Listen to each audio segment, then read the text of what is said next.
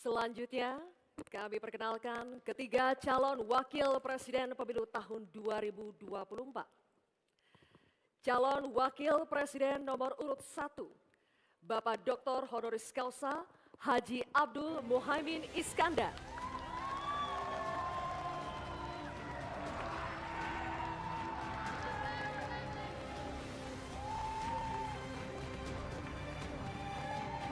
Berikutnya, calon wakil presiden nomor urut 2, Bapak Gibran Rakabuming Raka.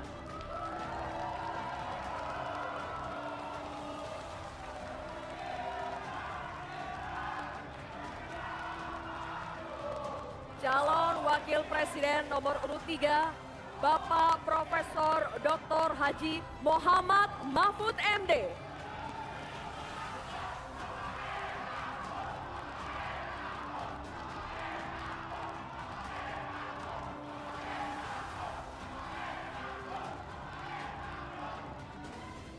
Dan sekarang kami undang ketiga calon wakil presiden untuk menuju ke podium masing-masing.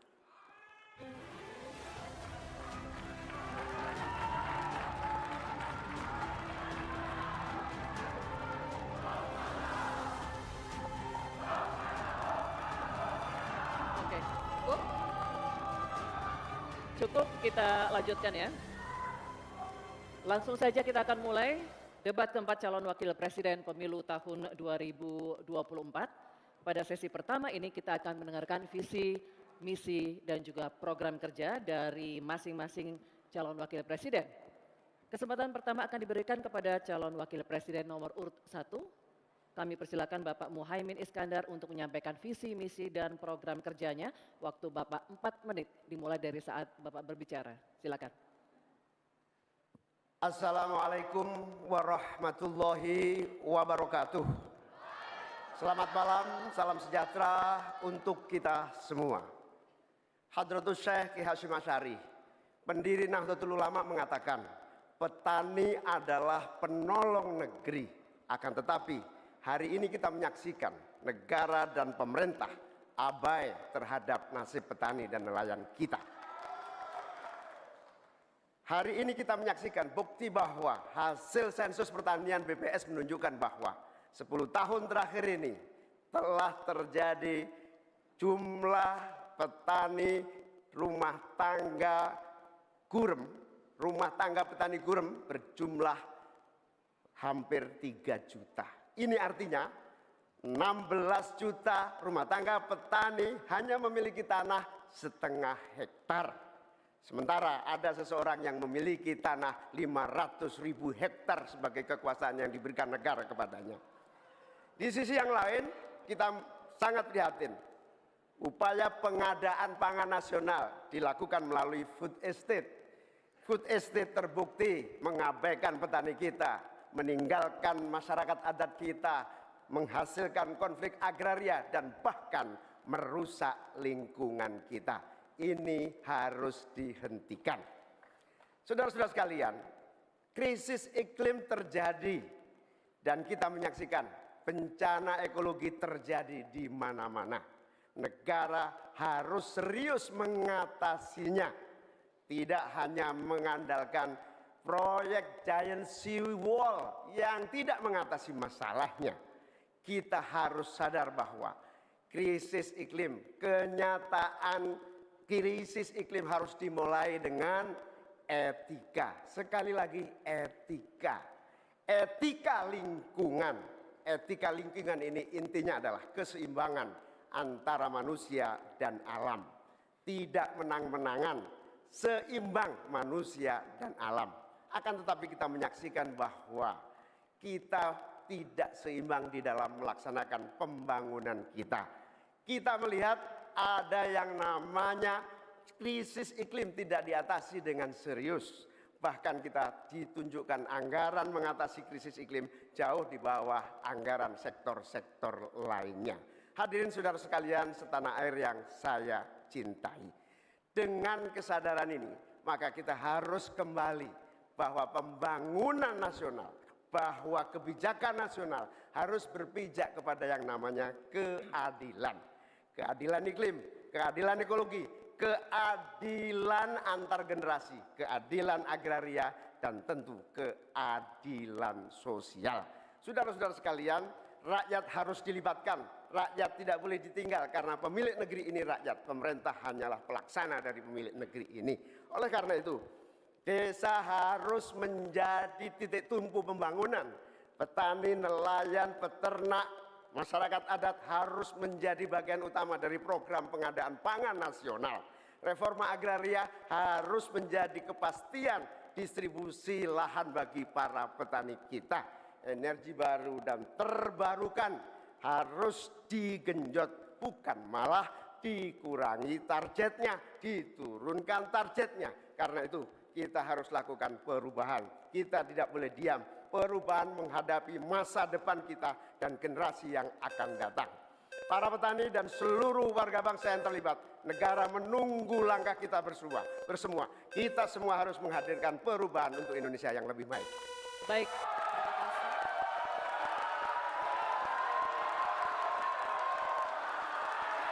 Cukup? Bapak Ibu cukup? Nanti kita berikan waktu di terakhir ya. Kita lanjutkan Cukup? Bapak Ibu ya. Tenang. Baik, terima kasih Bapak Muhaimin Iskandar. Selanjutnya kami persilakan calon wakil presiden nomor urut 2 Bapak Gibran Rakabuming Raka untuk menyampaikan visi, misi, dan program kerja. Waktu Bapak 4 menit dimulai ketika Bapak berbicara. Assalamualaikum warahmatullahi wabarakatuh. Salam sejahtera, Shalom, Om Swastiastu, Namo Buddhaya, salam kebajikan. Indonesia ini negara besar.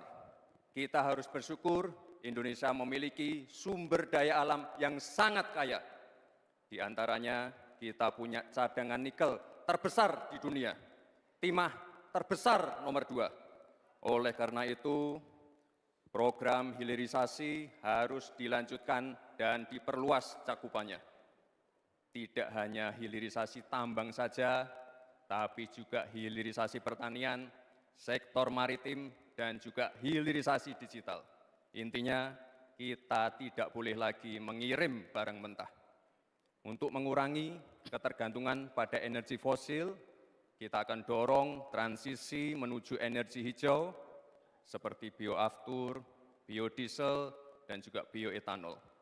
Yang sudah dilakukan meliputi B35 dan B40. Potensi energi baru terbarukan kita juga luar biasa sekali. Bisa mencakup 3.686 gigawatt yang meliputi energi surya, angin, air, bioenergi, dan juga panas bumi. Oleh karena itu, kerjasama Pentahelix wajib untuk didorong. Bapak Ibu yang saya hormati, teman-teman sesama anak muda, jika agenda hilirisasi, pemerataan pembangunan, transisi menuju energi hijau, ekonomi kreatif, UMKM bisa kita kawal, insya Allah akan terbuka 19 juta lapangan pekerjaan untuk generasi muda dan kaum perempuan. 5 juta diantaranya adalah green jobs. Green jobs ini adalah peluang kerja di bidang kelestarian lingkungan. Green jobs ini adalah tren peluang kerja masa kini dan masa depan. Untuk mendorong kesejahteraan petani, akan kita dorong terus ketersediaan pupuk dan bibit yang mudah dan murah. Untuk menjaga stabilitas harga pangan, akan kita optimalkan peran dari TPID, ID Food, Bulog, dan Badan Pangan. Untuk meningkatkan produktivitas para petani, akan kita dorong terus mekanisasi. Generasi muda akan kita dorong melalui smart farming. Agenda reforma agraria akan kita lanjutkan juga terkait kepemilikan tanah dan juga pemanfaatan tanah yang lebih berkeadilan. Program PTSL, redistribusi tanah, dan One Map Policy akan dilanjutkan. Anggaran dana desa sudah terbukti menurunkan angka desa tertinggal dan meningkatkan angka desa berkembang dan mandiri. Oleh karena itu, anggaran dana desa akan ditingkatkan sesuai dengan kekuatan fiskal di dalam negeri. RUU Masyarakat Hukum Adat akan didorong agar lebih berkeadilan, karena sesuai dengan prinsip Sustainable Development Goals, yaitu Leave No One Behind. Narasi besarnya di sini adalah keberlanjutan dan penyempurnaan. Terima kasih. Wassalamualaikum warahmatullahi wabarakatuh. Baik. Masih ada waktu Bapak, Masih ada waktu. mau dimanfaatkan atau tidak? Cukup? Baik. Oke. Cukup?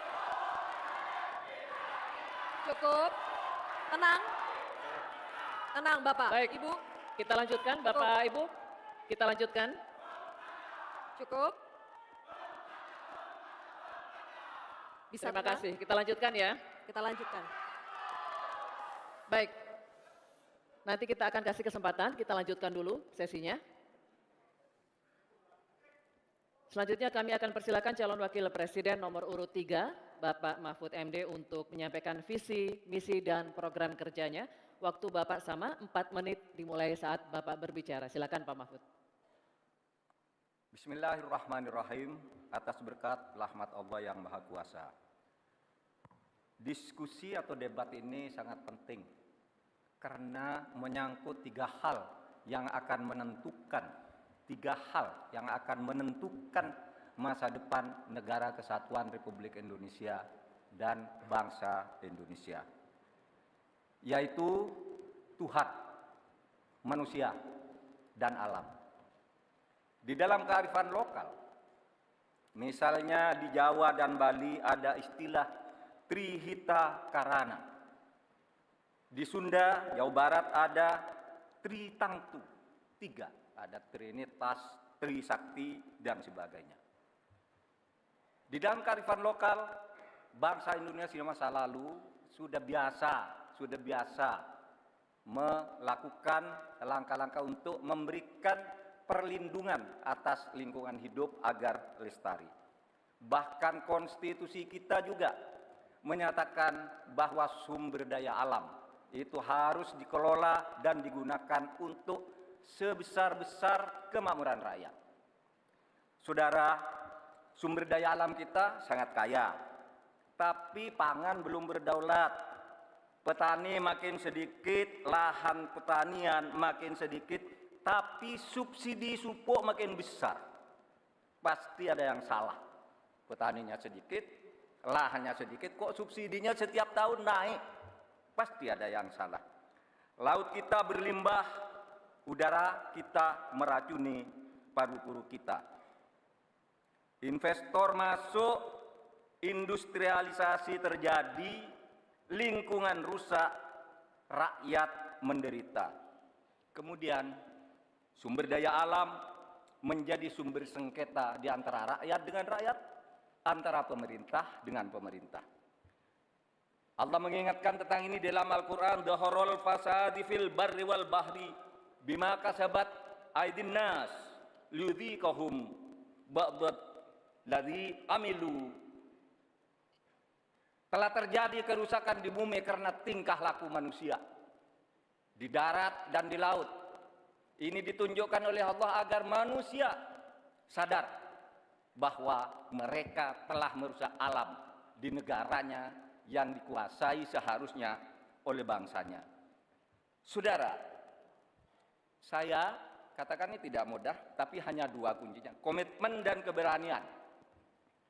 Pada 16 Juni 2011, sebagai Ketua MK, saya sudah mengatakan apa-apa yang diperlukan untuk ini. Saya membuat vonis tanggal 16 Juni bahwa sumber alam itu untuk memihak rakyat ukurannya ada 4. 1, pemanfaatan. 2, pemerataan. 3, partisipasi masyarakat. Dan kemudian juga penghormatan terhadap hak-hak yang diwariskan secara luhur kita. Kami akan gunakan 4 tolak ukur itu. Tetapi saya tidak melihat pemerintah melakukan langkah-langkah apa sih yang diperlukan ini untuk menjaga kelestarian lingkungan alam kita. Maka kami punya program petani bangga bertani di Laut Jaya, nelayan sejahtera. Jangan misalnya seperti food estate yang gagal dan merusak lingkungan, yang benar aja. Rugi dong kita. Terima kasih. Assalamualaikum warahmatullahi wabarakatuh.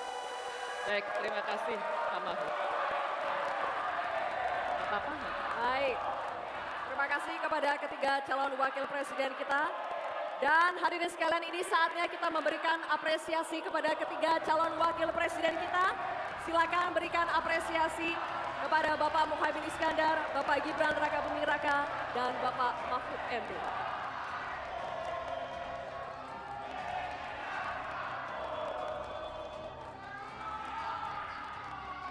Baik.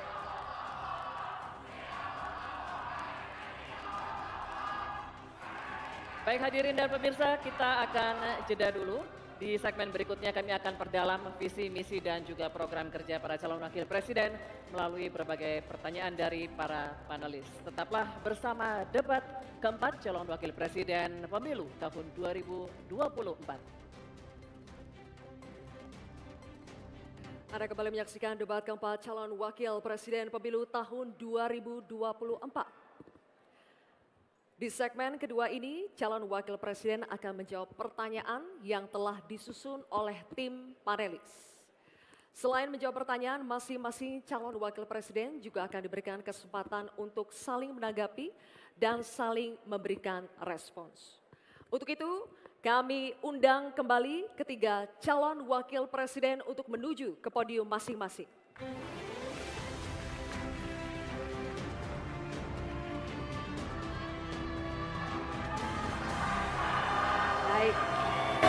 Baik, cukup. Kami ingatkan kembali kepada seluruh hadirin untuk menjaga ketertiban selama acara debat ini berlangsung. Kita berikan kesempatan waktu kepada ketiga calon wakil presiden kita untuk konsentrasi. Setuju Bapak Ibu?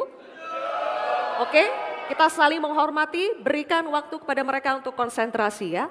Dan kami juga ingatkan kepada ketiga calon wakil presiden, kami informasikan untuk segmen kedua dan sampai segmen terakhir, segmen 6 sampai selesai, kami mohon agar penyampaian visi misi, pendalaman maupun nanti babak saling tanya jawab untuk tetap berada di podium. Kami informasikan sekali lagi kepada ketiga calon wakil presiden agar dalam penyampaiannya tetap berada di podium. Terima kasih. Baik hadirin sekalian, di segmen kedua ini pendalaman visi, misi, dan program kerja akan dimulai dengan calon wakil presiden nomor urut 2 Bapak Gibran Rakabuming Raka. Untuk itu kami persilakan panelis Bapak Profesor Dr. Insinyur Abrar Saleng untuk mengambil pertanyaan subtema di dalam wadah dan mohon diperlihatkan Bapak kepada seluruh hadirin dan juga kepada kami, moderator.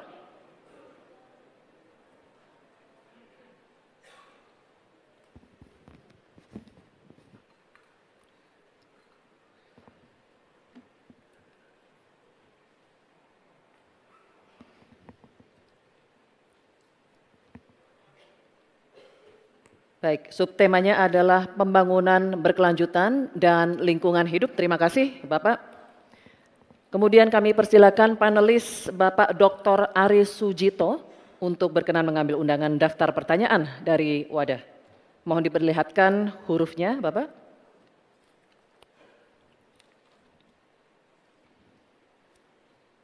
Huruf A. Baik, huruf A.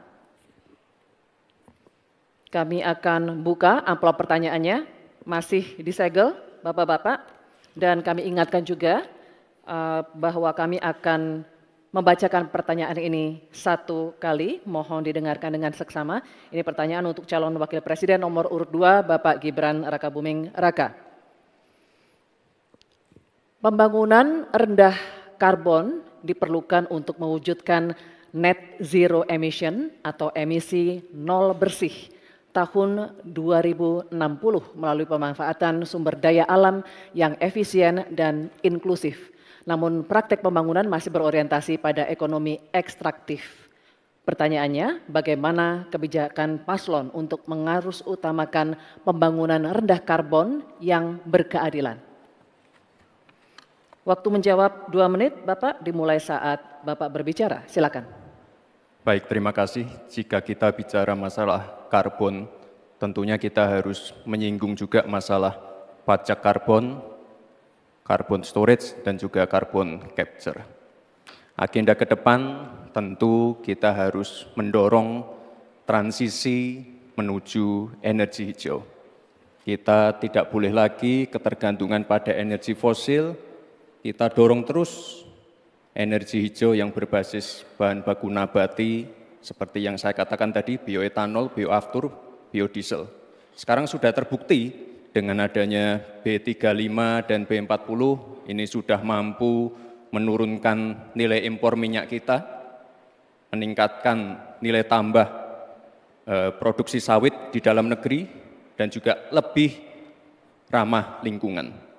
Sekali lagi, tantangannya di sini adalah mencari titik keseimbangan atau titik tengah. Kita ingin menggenjot hilirisasi industri, tapi kita juga wajib menjaga kelestarian lingkungan. Kita ingin meningkatkan produktivitas petani dan juga sektor maritim, tapi kita juga wajib menjaga keseimbangan alam. Dalam pelaksanaannya tentu AMDAL itu wajib, analisa lingkungan juga wajib, sustainability report wajib juga. Dan jangan sampai ada alih fungsi lahan yang sekiranya merugikan pengusaha lokal, UMKM lokal, ataupun masyarakat adat setempat. Sekali lagi, potensi energi baru terbarukan juga luar biasa sekali.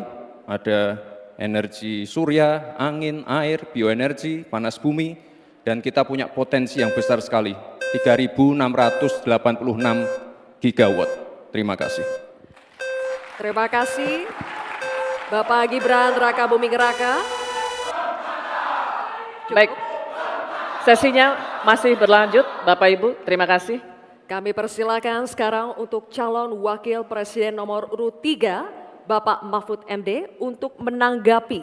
Waktunya 1 menit dimulai saat Bapak berbicara. Silakan. Baik, terima kasih. Saya sudah menyimak dengan baik meskipun saya agak koreksi sedikit terhadap pertanyaan tadi. Kalau dibilang 5 tahun dari sekarang untuk emisi dan bersih, itu sebenarnya nanti tahun 2060 masih jauh waktunya. Tapi masalah yang kita lihat itu sebenarnya pengelolaan berkelanjutan belum dilakukan. Sebenarnya dulu ada garis-garis besar haluan semesta berencana yang sudah mengatur seperti ini dengan sangat rinci. Waktu tahun 62 atau 61 Presiden mengeluarkan kebijakan itu. Nah, saya sekarang ingin menatakan kebijakan insentif dan disinsentif ekonomi hijau seperti karbon, pajak limbah, dan sebagainya. Bagaimana Bapak mau melakukan itu? Baik, waktunya habis. Terima kasih. Selanjutnya, calon wakil presiden nomor urut 1, Bapak Muhaimin Iskandar. Kami berikan kesempatan juga untuk menanggapi. Waktunya 1 menit dimulai ketika Anda berbicara. Silakan. Ya, memang pajak karbon ini salah satu, bukan satu-satunya. Yang paling penting adalah dipersiapkan transisi energi baru dan terbarukan. Sayangnya, komitmen pemerintah hari ini tidak serius. Target energi baru dan terbarukan yang mestinya kita harus punya target 2025 berkurang dari 23 justru diturunkan menjadi 17%. Penundaan implementasi pajak karbon dilakukan oleh pemerintah hari ini. Dari tahun 2002 dimundur menjadi tahun 2025. Apanya yang mau dilanjutkan? Karena itu secara tegas harus dilakukan. Implementasi pajak karbon dilakukan secepat-cepatnya sekaligus transisi energi baru terbarukan dijalankan. Baik, waktunya masih ada Bapak, cukup lanjut. Baik, terima kasih Bapak Muhaimin Iskandar atas jawabannya atau tanggapannya. Selanjutnya, Kami persilakan calon wakil presiden nomor urut 2, Bapak Gibran Rakabuming Raka untuk merespons tanggapan dari calon wakil presiden nomor urut 3 dan calon wakil presiden nomor urut 1. Waktunya 1 menit dimulai saat Bapak berbicara, silakan. Terima kasih Prof. Mahfud dan Gus Muhaimin. Untuk masalah insentif, komitmen, ini bisa kita kasih contoh yang sudah berjalan saja. Contohnya pembangkit listrik tenaga surya yang ada di Cirata. Itu kan kerjasama dengan PT Masdar dari Uni Emirat Arab. Ini kan juga ada insentifnya, Prof. Ada tax holiday, tax allowance, ada pembebasan biaya modal juga, sehingga akan mendorong perusahaan-perusahaan untuk berinvestasi di bidang transisi energi hijau. Transisi menuju energi hijau ini memang tidak murah, sangat costly, karena beberapa perusahaan memang belum bisa mencapai ekonomi soft skill. Tapi yang jelas adalah komitmen. Kita pasti akan meningkatkan bauran listrik PLN yang sekarang cuma 20%, ini harus ditingkatkan lagi ke depan. Terima kasih. Baik. Terima kasih Bapak Gibran. Oke, baik, kita selanjutnya akan beralih ke pertanyaan kedua untuk calon wakil presiden nomor urut 3, Bapak Mahfud MD. Kami akan persilakan kali ini panelis Bapak Profesor Dr. Arief Satria untuk mengambil pertanyaan subtema di dalam wadah. Silakan Bapak. Mohon diperlihatkan kepada seluruh hadirin dan juga moderator.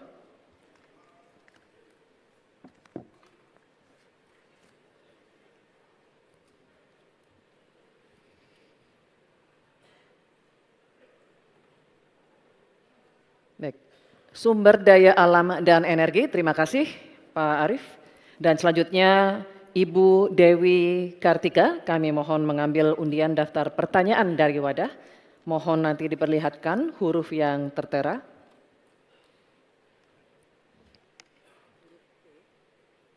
Huruf C, terima kasih Ibu. Baik, kami akan buka Bapak-Bapak amplop pertanyaannya, masih tersegel juga. Kami ingatkan kembali bahwa kami akan membacakan pertanyaan ini 1 kali. Mohon didengarkan dengan seksama untuk Bapak Mahfud MD. Korupsi pertambangan dan perikanan ilegal serta pembalakan liar masih marak terjadi.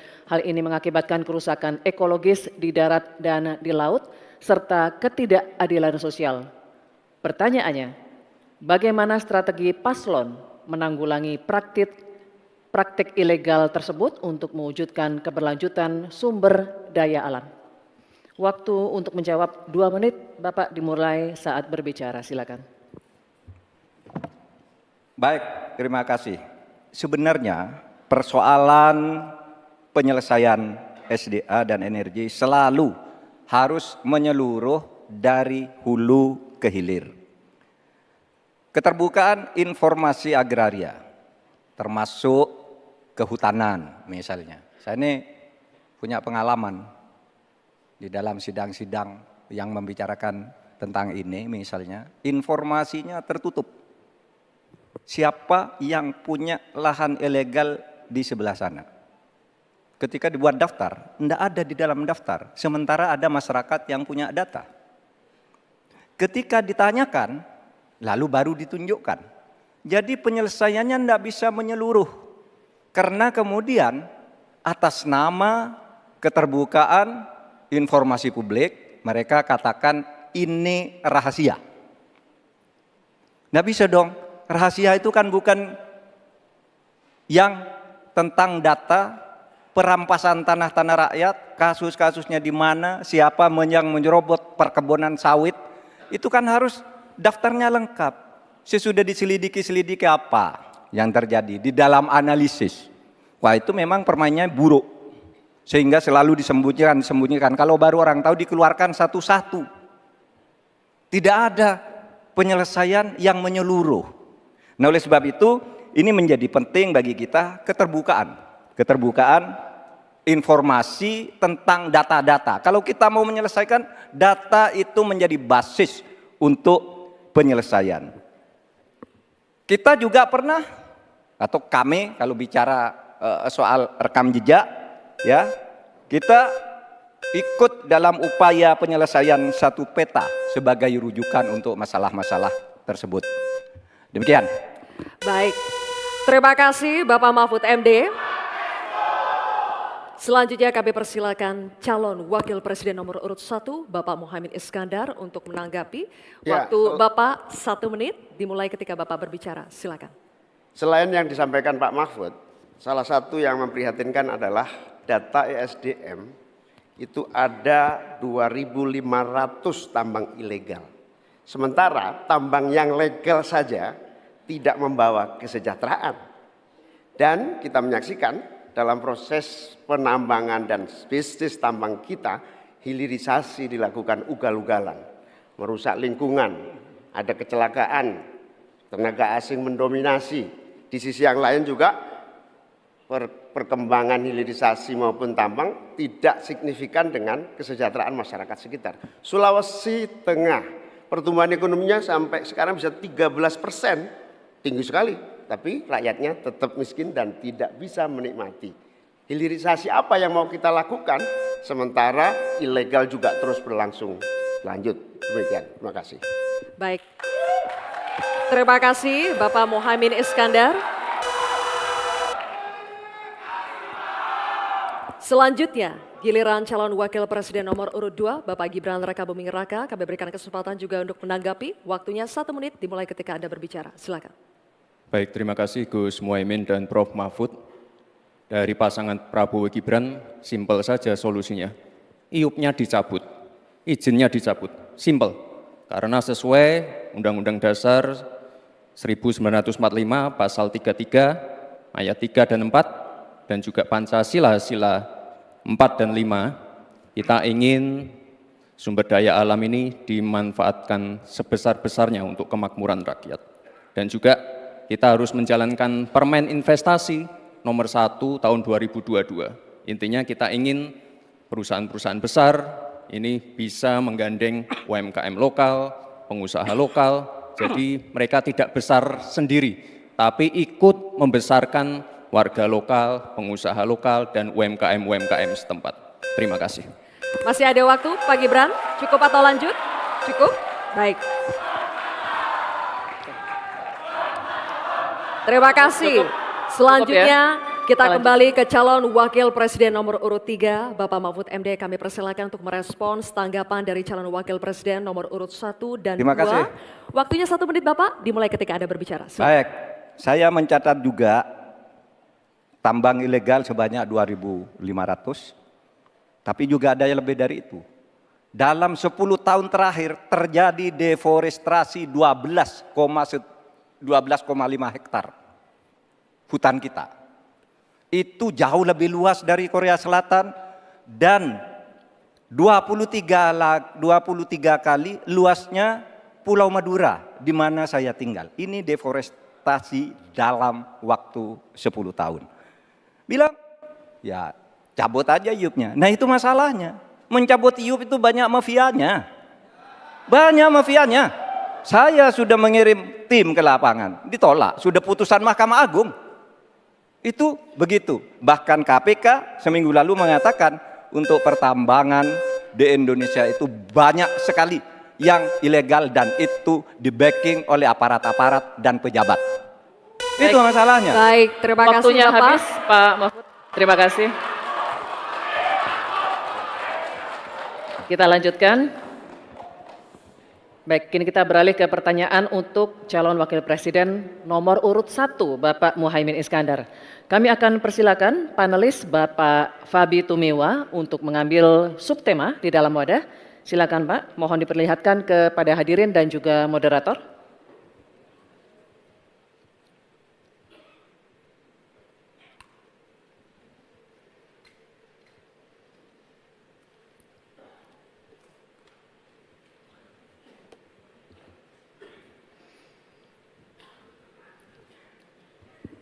Pangan. Baik, terima kasih Bapak.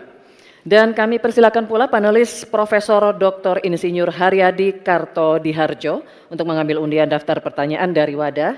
Mohon diperlihatkan huruf yang tertera.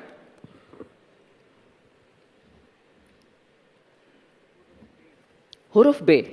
Terima kasih. Pangan huruf B. Baik, Bapak-Bapak, masih tersegel, kita akan buka. Dan kembali kami ingatkan bahwa kami akan membacakan pertanyaan satu kali, mohon didengar dengan seksama. Ini untuk calon wakil presiden nomor urut 1 Bapak Muhaimin Iskandar. Perubahan iklim ekstrim mengancam produksi pangan dan menurunkan kualitas gizi pangan. Hal ini sangat berpengaruh terhadap kualitas sumber daya manusia serta kecerdasan, imunitas, dan produktivitas. Pertanyaannya, bagaimana strategi paslon untuk menghadapi dampak perubahan iklim terhadap produksi dan kualitas gizi pangan? Waktu menjawab 2 menit, Pak Muhaimin, dimulai saat berbicara. Silakan. Saudara-saudara sekalian, tanpa krisis iklim pun persawahan pertanian kita tidak memiliki air dan irigasi yang memadai. Bahkan dia lebih fatal lagi dalam mengadakan pengadaan pangan nasional, petani tidak dilibatkan dan bahkan hanya melibatkan korporasi. Ini yang harus kita rubah. Kita ingin melihat bahwa potensi petani dan seluruh produk-produknya masih sangat luar biasa. Mulai dari pengadaan lahan yang memadai. Dalam arti lahan-lahan yang ada melalui reformasi agraria. Reforma agraria menjadi prinsipnya. Yang kedua, petani kita harus kita beri pupuk yang cukup dengan harga yang terjangkau. Bahkan banyak petani punya duit sebetulnya tapi pupuknya tidak ada. Bagaimana mungkin? Yang kedua, potensi pupuk organik juga menjadi salah satu bagian penting agar produksi pertanian kita semakin berkualitas. Di sisi yang lain kita ingin program perlindungan gagal tanam gara-gara iklim juga kita berikan supaya petani kita aman, merasa aman dan yakin dengan produksinya. Pengembangan irigasi dan subsidi pupuk tidak bisa dielakkan. Tidak boleh kita melakukan pembiaran petani kita sehingga kita kekurangan pangan, petani kita tidak diberi kesempatan untuk mengisi kekurangan pangan itu. Kualitas pangan kita bergantung juga kemampuan kita memfasilitasi agar petani kita lebih produktif lagi. Dengan cara ini desa-desa kita libatkan untuk menjadi bagian dari satu kesatuan pengadaan pangan yang berkualitas, sekaligus kita hentikan untuk ketergantungan dari pangan di luar produksi kita sendiri. Baik, terima kasih.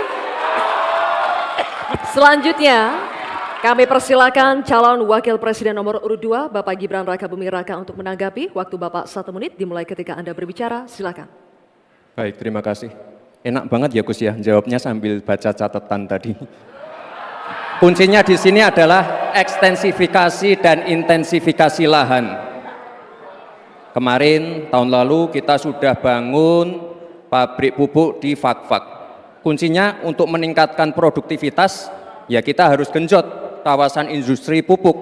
Kita dekatkan pupuknya dengan lahan-lahan pertaniannya. Kuncinya pupuk dan pupuk harus didekatkan dengan lahan-lahan pertanian. Otomatis produktivitas akan meningkat. Dan jangan lupa mekanisasi, kita ingin meningkatkan produktivitas para petani, pakai RMU, pakai combine harvester, dan juga kita melibatkan generasi muda melalui smart farming, pakai IoT untuk melihat pH tanah, keasaman tanah, kesuburan tanah, dan juga penggunaan drone untuk penyemprotan pestisida. Terima kasih. Baik, terima kasih. Terima kasih. Baik, kita lanjutkan Bapak-Bapak. Oke, selanjutnya. Kita lanjutkan ya Bapak Ibu. Cukup ya. Kita lanjutkan dulu. Selanjutnya giliran calon wakil presiden nomor urut 3, Bapak Mahfud MD untuk menanggapi juga. Waktunya 1 menit Bapak, dimulai ketika Anda berbicara. Silakan. Ya, kan masalahnya itu salah satu yang sering kita dengar, lahan berkurang, petani berkurang. Orang desa tidak mau lagi menjadi petani karena justru rugi. Terkadang kalau mau ingin mendapat pupuk bersubsidi dipersulit bukan main dan harus beri ke tengkulak. beli ke Tengkulak. Nah di sini problemnya sebenarnya bagaimana penegakan aturan-aturan itu. Kami di Jawa Tengah itu pernah punya program di mana Pak Ganjar waktu jadi gubernur waktu itu membuat 29 badan usaha milik petani yang itu efektif untuk membantu petani saling menolong menggarap tanahnya sehingga dia kerasan di desa. Yang saya tanyakan, kebijakan hukum apa yang akan dilakukan untuk mengatasi masalah ini? Terima kasih. Baik, terima kasih Pak Mahfud MD. Cukup. Kita teruskan lagi ya. Kita lanjutkan dulu ya. Kita teruskan Kita lagi lanjutkan debatnya. Cukup. Selanjutnya kita kembali ke calon wakil presiden nomor urut 1 Bapak Muhaimin Iskandar. Kami persilakan untuk merespons tanggapan dari calon wakil presiden nomor urut 2 dan 3 yang telah dikemukakan. Waktu Bapak 1 menit dimulai ketika Anda berbicara. Silakan. Terima kasih Pak Gibran. Yang Anda sampaikan hanya mengulang apa yang saya sampaikan. Saya ingin memperdalam lagi bahwa petani kita ini potensinya besar sekali. Jumlah petani kita masih sangat besar. Potensi tanah kita subur masih banyak lagi. Di sisi yang lain, kita juga memiliki apa yang disebut kebutuhan pangan kita, juga pasar yang luar biasa. Nah, dalam konteks ini, antara suplai kita punya potensi, antara permintaan kita juga punya sangat kuat. Oleh karena itu, pemerintah tidak boleh diam. Turun tangan, jangan terlalu normatif mengatasi keadaan. Untuk Pak Mahfud, saya ingin menyampaikan bahwa seluruh perangkat undang-undang yang menyangkut perlindungan petani dan produksi kita sebetulnya lengkap. Tinggal implementasi saja dari seluruh proses hukum yang kita miliki. Kemauan politik, kesungguhan, tidak mengabaikan petani yang penting. Terima kasih Bapak Muhaimin, waktunya habis. Ya. Baik. Akan memberikan apresiasi. Bapak Ibu sekalian, tuntas sudah segmen kedua kita. Ini saatnya kita berikan apresiasi kepada ketiga calon wakil presiden kita.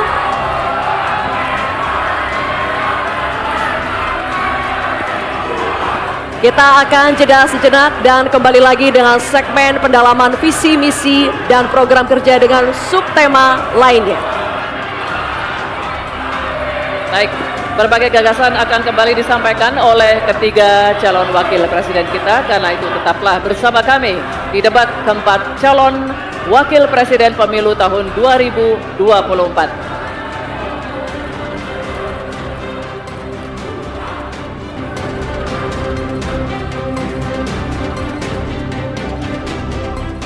Terima kasih Anda masih menyaksikan debat keempat calon wakil presiden pemilu tahun 2024. Dan di segmen ketiga ini kami akan kembali dengan pendalaman visi, misi dan juga program kerja dari para calon wakil presiden kita dengan memberikan pertanyaan yang telah dibuat oleh para panelis. Dan kami ingatkan kembali kepada seluruh hadirin untuk mematuhi tata tertib yang telah menjadi komitmen kita bersama. Kini kami undang ketiga calon wakil presiden untuk menuju ke podium. Silakan Bapak-bapak.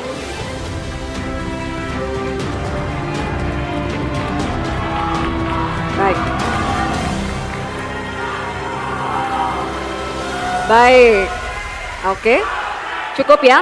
Kita bisa mulai? Oke, terima kasih. Mohon kerjasamanya semuanya. Kita akan mulai segmen ketiga ini. Kami informasikan sekali lagi kepada ketiga calon wakil presiden dalam penyampaiannya untuk tetap berada di podium. Terima kasih. Untuk segmen ketiga ini, pertanyaan dimulai untuk calon wakil presiden nomor urut 3, Bapak Mahfud MD. Untuk itu kami persilakan kepada panelis, Bapak Profesor Dr. Insinyur Ridwan Yahya, untuk mengambil undian subtema pertanyaan yang ada di dalam wadah.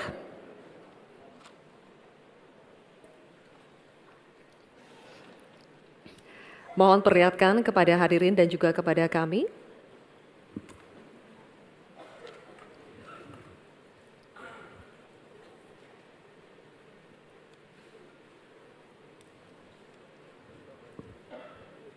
Subtemanya adalah masyarakat adat.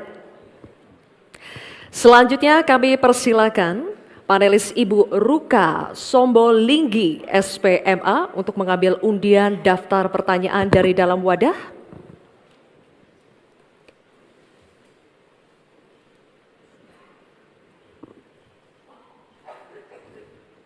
Diperlihatkan kepada hadirin dan kami.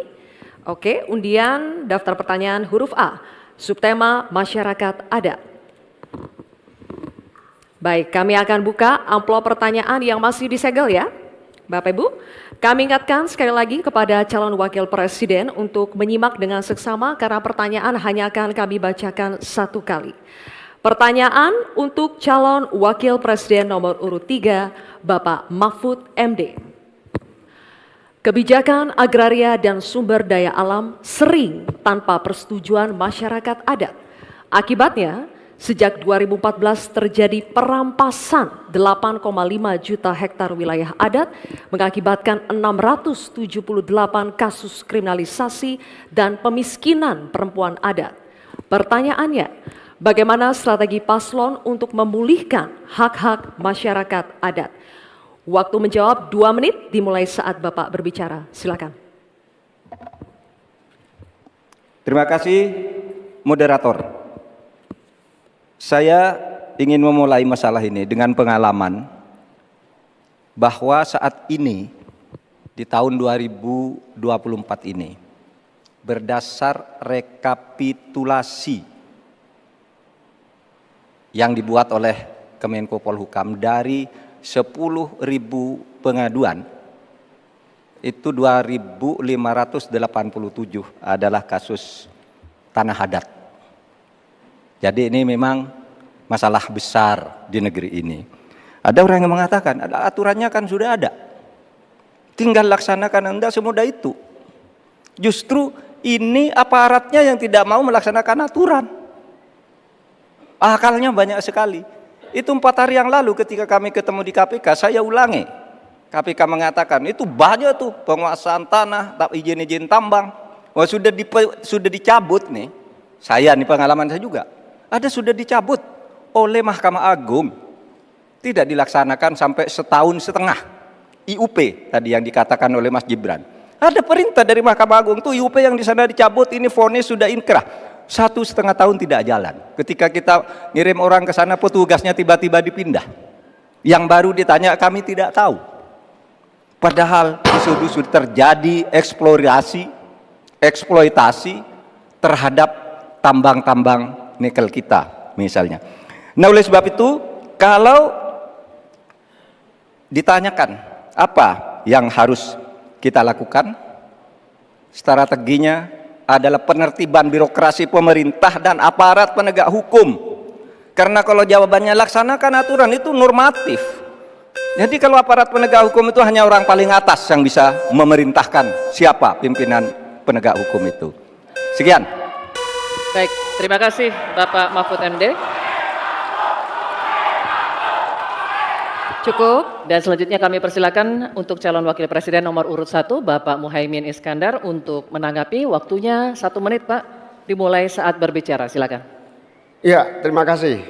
Saya tambahkan Pak Mahfud, salah satu upaya kita agar tidak terjadi konflik antara proyek pembangunan nasional, terutama PSN, dengan masyarakat adat, kita harus betul-betul punya prinsip tidak ada satupun yang ditinggalkan dalam mengambil keputusan. Libatkan itu masyarakat adat. Menghormati masyarakat adat bukan memakai pakaian adat setahun sekali 17 Agustus, bukan. Menghormati masyarakat adat adalah memberikan ruang hak ulayat mereka, hak budaya mereka, hak spiritual mereka, hak dan kewenangan mereka menentukan cara membangun. Dengan cara penghormatan itu saya kira Pak Mahfud, apa yang saya sampaikan tadi bisa berjalan dengan lancar. Problem-problem bisa diatasi dengan baik. Karena itu dalam catatan saya terpaksa saya catat supaya tidak salah. Karena ini bagian dari agar kita tidak salah jalan di dalam melaksanakan pembangunan kita. Baik Pak Muhaimin, terima kasih. Dan selanjutnya, tenang ya. kami akan persilakan calon wakil presiden nomor urut 2, Bapak Gibran Rakabuming Raka, untuk menanggapi. Waktunya sama 1 menit dimulai saat berbicara. Silakan. Baik, terima kasih Prof. Mahfud. Sebagai seorang ahli hukum, Prof. Mahfud pasti paham bahwa RUU Masyarakat Hukum Adat ini masih kita usahakan untuk didorong. Sekarang juga sudah ada Perpres 28 tahun 2023. Ini sudah ada 1,5 juta hektar hutan adat yang sudah diakui. Memang kuncinya ke depan adalah kita harus perbanyak dialog dengan para tokoh adat, kepala-kepala adat, tokoh masyarakat setempat. Jadi jangan sampai ketika ada pembangunan yang masif ataupun ada PSN, jangan sampai masyarakat adat ini tersingkirkan. Justru harus dirangkul dan diberikan manfaat yang sebesar-besarnya, terutama untuk masyarakat lokal, pengusaha lokal, UMKM lokal, dan termasuk masyarakat adat setempat. Terima kasih. Baik, masih ada waktunya Pak Gibran? Cukup? Oke, baik, terima kasih. Nanti ada waktunya Bapak Ibu. Kita lanjut dulu ya. Kita lanjut dulu, Bisa kita Bapak-Bapak. lanjutkan? Cukup Oke, ya. terima kasih ya. Kita lanjut Terima dulu. kasih. Kita akan kembali dulu ke Pak Mahfud MD, calon wakil presiden nomor urut 3 untuk merespon tanggapan dari calon wakil presiden nomor urut 1 dan 2 yang telah dikemukakan. Waktunya 1 menit Pak Mahfud, Ya, silakan. Pak Mohaimin, di meja saya itu ada tumbler. Tulisannya no one left behind. Jangan ada satu pun yang tertinggal. Dan itu yang saya lakukan. Kalau Bapak tadi katakan jangan ada yang tertinggal dong. Semua dilipat. Itu yang tadi saya putuskan ketika saya membatalkan 14 pasal Undang-Undang Wilayah Pesisir, justru karena di situ masyarakat adat tidak pernah dilibatkan. Sehingga mereka coba. Sekarang ini masyarakat adat yang ada di hutan-hutan di Kalimantan Timur itu 20.000 orang tidak bisa memilih karena tidak punya KTP. Kenapa tidak punya KTP? Karena katanya dia menghuni hutan negara. Kalau hutan negara tidak boleh ada penduduk di situ, padahal dia sudah puluhan tahun di situ. Nah, tentang RUU Hukum Masyarakat Hukum Adat, sudah masuk di dalam program kami, divisi kami. Memang itu sesudah sejak 2014 tidak jalan, akan kita jalankan. Terima kasih. Baik, Pak Mahfud, terima kasih.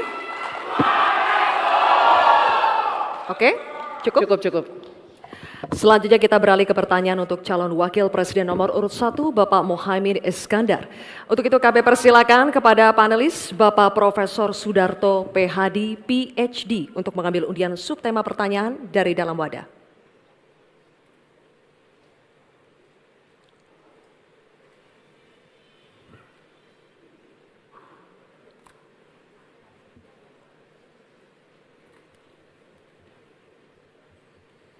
Mohon tunjukkan kepada hadirin dan juga kepada kami. Subtemanya adalah desa. Baik. Selanjutnya kami persilakan panelis Ibu Profesor Dr. Sulistiowati Irianto untuk mengambil undian daftar pertanyaan dari dalam wadah. Silakan.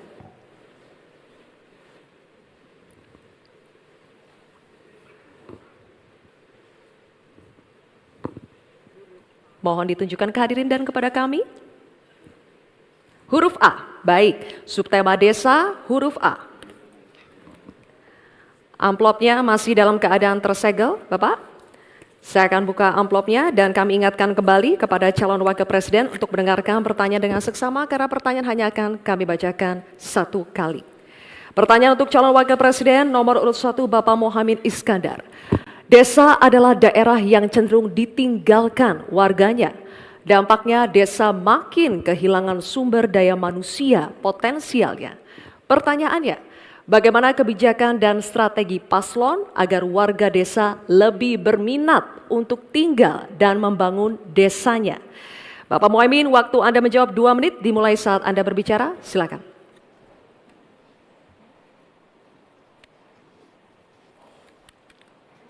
Terima kasih. Saya catat sedikit. Yang penting ini bukan catatan Mahkamah Konstitusi. Hadirin-hadirin sekalian yang saya muliakan, sebetulnya diawali dari paradigma. Paradigma pembangunan kita itu apa? Dulu kita gagal zaman Orde Baru karena kita membangun dari atas. Dengan pembangunan desa, kita membangun dari bawah. Dengan pembangunan dari bawah, kita yakin akan tumbuh kehidupan kemasyarakatan, ekonomi, sosial, budaya yang akan terus terjaga dan lestari. Oleh karena itu, sejak kita mengawali undang-undang pembangunan desa, yang diikuti dengan penerapan dana desa yang terus meningkat dari tahun ke tahun, akan terbangun infrastruktur dan transformasi desa dari desa tertinggal menjadi desa maju dan mandiri. Hari ini sudah 13.000 desa yang tertinggal menjadi desa tinggal, sudah menjadi desa maju, desa mandiri, sekarang tinggal 4.000 saja. Ini bukti bahwa infrastruktur kita berjalan baik, dana desa terlaksana dengan baik, sehingga masyarakat desa semakin kerasan.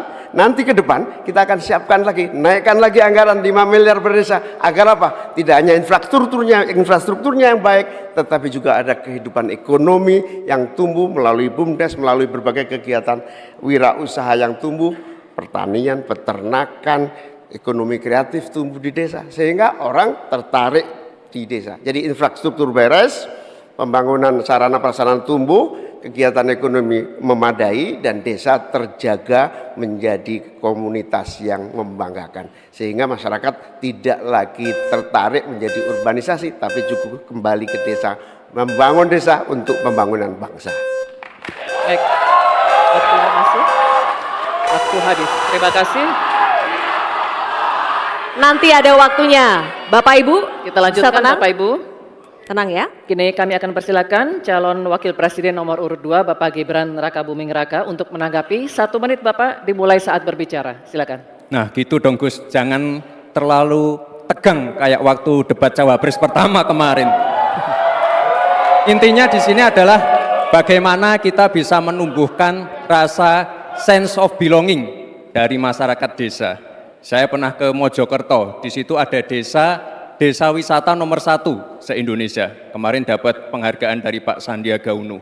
Intinya adalah ini adalah desa wisata dibangun dengan crowdfunding. Jadi masyarakat desa punya saham di destinasi wisata tadi. Jadi ini salah satu contoh yang baik cara bagaimana agar masyarakat desa tidak meninggalkan desa atau mencari pekerjaan di kota. Kita bangun sense of belonging, kita pengen program-program yang sudah dijalankan di Mojokerto ini juga bisa dijalankan di desa-desa yang lain. Terima kasih. Baik, waktunya masih cukup Pak Gibran? Oke. Nanti ada waktunya. Bapak Baik. Ibu, cukup? Pak, Bapak, Nanti ada cukup? waktunya, kita Cukup. lanjutkan ya. Terima kasih. Tenang ya, kita lanjutkan ya. Kita akan persilakan Tenang sekarang ya. calon wakil presiden nomor urut 3 Bapak Mahfud MD untuk menanggapi. Waktunya 1 menit. Pak Mahfud dimulai saat berbicara. Silakan. Bapak Cawapres, Bapak Muhaimin Iskandar, calon presiden kami, Bapak Ganjar Pranowo, punya catatan menarik tentang apa yang dilakukan untuk mengatasi hal yang tadi ditanyakan. Pertama, ada program 1000 embung, ada program desa mandiri, mandiri energi dan mandiri pangan, kemudian pembangunan irigasi. Lalu di daerah istimewa Yogyakarta ada satu daerah Panggung Harjo namanya, desa Panggung Harjo, itu dikenal sangat maju, koperasinya jalan, irigasinya jalan, UMKM-nya jalan, dikelola oleh desa itu dengan baik. Nah masalahnya sekarang sebenarnya ada pepatah, deso mowo coro, negoro mowo toto. Ini yang di daerah-daerah lain tidak jalan. Negara terlalu intervensi ke desa dalam soal-soal administratif. Terima kasih. Terima kasih Pak Mahfud. Kini kita akan kembali ke calon wakil presiden. Kita akan kembali ke calon wakil presiden nomor urut 1 Bapak Muhaimin Iskandar. Kami persilakan untuk merespon tanggapan dari cawapres nomor urut 2 dan 3 yang telah diberikan. Waktunya 1 menit Bapak. Silakan. Ya, apa yang disampaikan Pak Gibran lebih dari upaya kita untuk menggerakkan ekonomi daerah sehingga tumbuhlah growth, tumbuhlah daya tarik. Yang lebih penting dari itu adalah desa ini harus terus diberi fasilitas insentif untuk lebih maju. Oleh karena itu, keinginan saya menambah anggaran desa minimal 5 miliar buat desa lebih maju lagi, itu betul-betul keinginan untuk mempercepat pertumbuhan ekonomi dan SDM di tingkat desa. Begitu juga yang disampaikan Pak Mahfud tadi, bahwa kearifan masyarakat desa ini harus terus dijaga. Seluruh tata kelola yang tumbuh dari kultur yang kuat ini harus dijaga betul, bahkan menjadi kekuatan daya tarik wisata, bisa menjadi juga ekonomi kreatif yang kita pasarkan ke berbagai daerah di tiap-tiap desa. Makanya sekarang tumbuh desa wisata di mana-mana, tumbuh ekonomi kreatif yang muncul dari desa. Inilah Baik, Bapak Muhaimin, waktu Anda habis. Terima kasih. Baik, oke. Selanjutnya kita beralih ke pertanyaan untuk calon wakil presiden nomor urut 2, Bapak Gibran Rakabuming Raka. Untuk itu kami persilakan kepada panelis Bapak Insinyur Tubagus Furkon Sofhani, MA PhD, untuk mengambil undian subtema pertanyaan dari dalam wadah.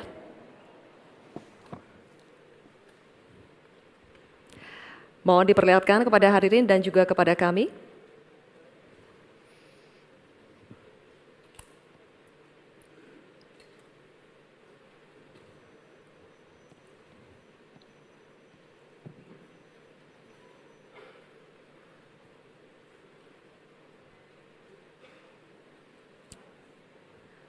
Subtemanya adalah agraria. Baik, terima kasih. Selanjutnya kami persilakan panelis Bapak Dr. Ari Sujito untuk mengambil undian daftar pertanyaan dari dalam wadah, Bapak.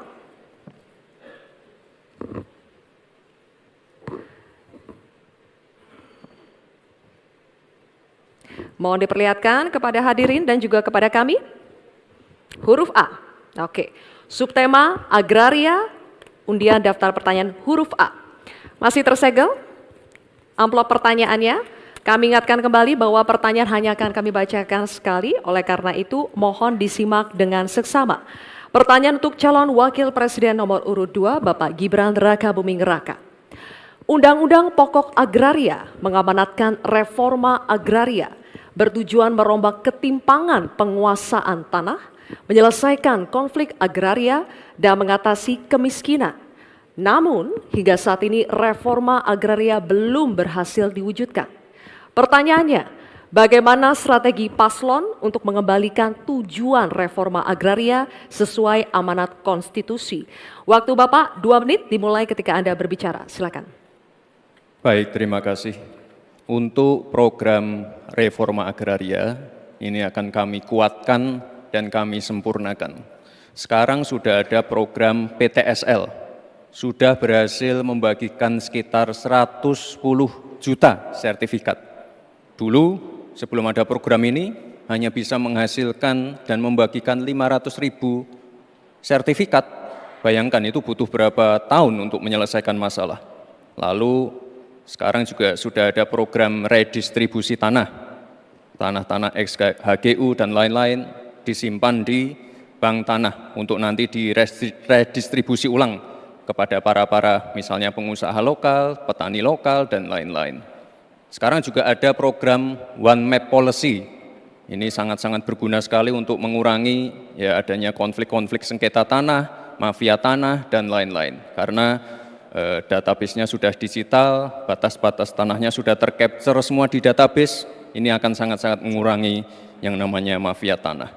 Sekali lagi, reforma agraria akan kita lanjutkan dan kita kuatkan, dan kemarin saya dan Pak Ganjar juga sempat mendapatkan predikat kota lengkap di kota Solo. Jadi Solo ini dari BPN sudah mendapatkan predikat kota lengkap, garis-garis batas tanah-tanah wilayahnya sudah tercapture semua, sehingga nanti akan mengurangi, sekali lagi, konflik-konflik tanah, mafia tanah, karena semuanya sudah tercapture secara digital di database-nya BPN. Kuncinya di sini adalah digitalisasi. Dan tadi kota lengkap, One Map Policy ini sangat penting sekali untuk kita bagaimana nanti menyelesaikan konflik-konflik agraria ke depan. Terima kasih. Baik. Terima kasih Pak Gibran. Oke. Ditahan dulu, nanti akan ada waktu. Nanti ada waktunya. Bapak Ibu, ada waktunya. Dulu. Cukup ya? Bisa tenang? Kita lanjut dulu ya.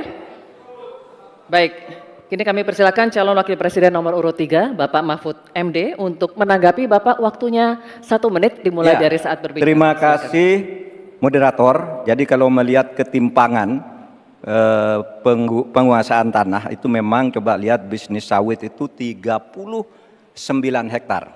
Sementara hanya segelintir orang di bisnis sawit. Sementara para petani kita sebanyak 17 juta orang itu kalau dirata-ratakan itu hanya menguasai setengah hektar.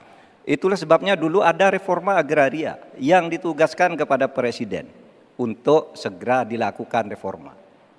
Reforma agraria itu ada dua. Satu, ada tiga. Satu, legalisasi. Yang kedua, redistribusi. Lalu yang ketiga, pengembalian klaim-klaim hak atas tanah. Nah, ini yang sekarang belum satu pun ada sertifikat untuk redistribusi. Yang ada itu bagus legalisasi, yaitu orang sudah punya lalu diberi sertifikatnya di situ. Yang lain belum dapat nih redistribusinya nih. Terima kasih. Baik, waktunya habis Pak Mahfud. Kini kami akan lanjutkan untuk calon wakil presiden nomor urut 1 Bapak Muhaimin Iskandar memberikan tanggapan, waktunya 1 menit dimulai saat berbicara, silakan. Pak Gibran harus tahu persis ya bahwa redistribusi lahan ini bukan tidak sama dengan sertifikasi. Pemerintah sebetulnya sudah memiliki Perpres 86 tahun 2018 yang menentukan lokasi prioritas reformasi agraria. Sehingga sebetulnya sederhana, laksanakan itu dengan sungguh-sungguh, maka akan terdistribusi hak-hak tanah.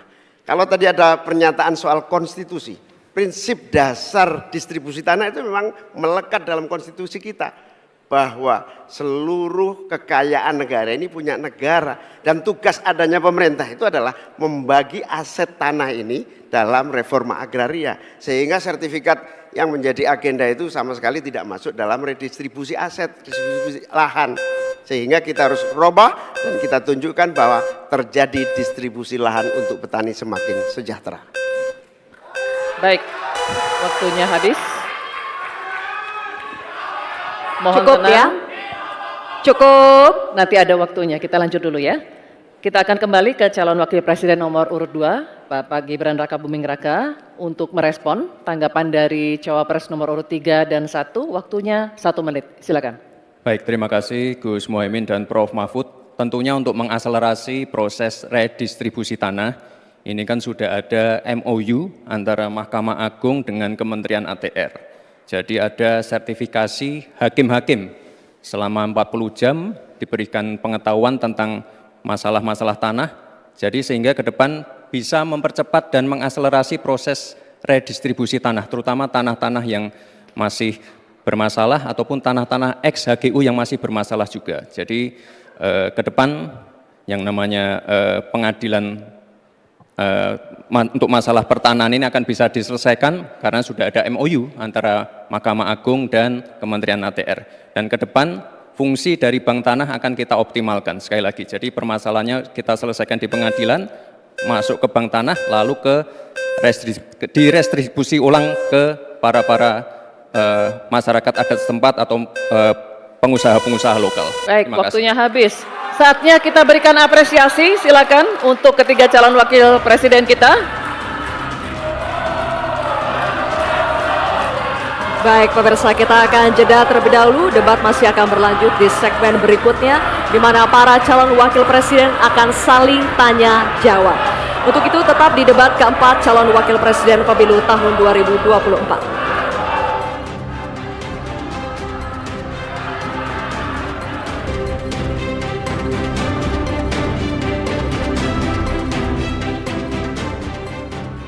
Terima kasih Anda masih menyaksikan debat keempat calon wakil presiden pemilu tahun 2024. Bapak Ibu sekalian, di segmen keempat ini, ketiga calon wakil presiden akan saling tanya jawab. Ini mungkin adalah segmen yang paling dinanti, oleh karena itu kami ingatkan sekali lagi kepada seluruh hadirin yang ada di ruangan ini untuk berkomitmen dan bekerja sama, memberikan kesempatan yang sama kepada semua calon wakil presiden. Mohon untuk dihargai ketika para calon wakil presiden sedang saling tanya jawab. Sepakat Bapak Ibu semua? Terima kasih, mohon kerjasamanya sekali lagi. Dan untuk itu, kami undang kembali ketiga calon wakil presiden untuk kembali menuju ke podium masing-masing. Silakan.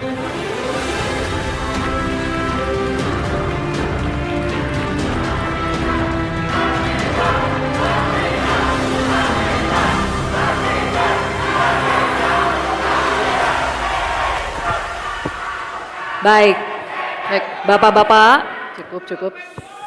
ini adalah segmen tanya jawab. Jawaban akan ditanggapi oleh calon wakil presiden penanya dan selanjutnya akan direspon kembali oleh calon wakil presiden yang menjawab. Sebelumnya, kepada para calon wakil presiden, kami informasikan kembali untuk melakukan tanya jawab sesuai dengan tema debat pada malam hari ini, yakni pembangunan berkelanjutan dan lingkungan hidup, sumber daya alam dan energi, pangan, agraria, masyarakat adat, dan desa. Jika menggunakan singkatan atau terminologi, mohon diberikan penjelasannya agar pertanyaannya jelas dan dimengerti oleh calon wakil presiden lainnya. Kami informasikan juga untuk dalam penyampaiannya tetap berada di podium.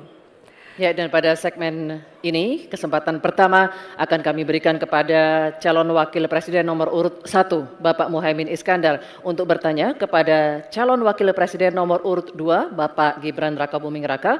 Bapak Muhaimin, waktunya 1 menit dimulai saat Bapak berbicara. Silakan. Terima kasih. Pak Gibran, Indonesia ini terdiri dari berbagai bioregional, di mana kita harus betul-betul mengerti agar pembangunan kita tepat sasaran dan bisa tumbuh dengan baik. Pertanyaannya, bagaimana strategi Anda melaksanakan pembangunan berbasis bioregional itu agar keadilan iklim terjaga, keadilan sosial terwujud, keadilan ekologi terlaksana dengan baik, keadilan antar generasi juga terwujud, sekaligus keadilan sosial. Mohon dijelaskan. Waktunya masih ada 17 menit. Apakah akan dipergunakan? 17 detik. 17 detik maksud kami?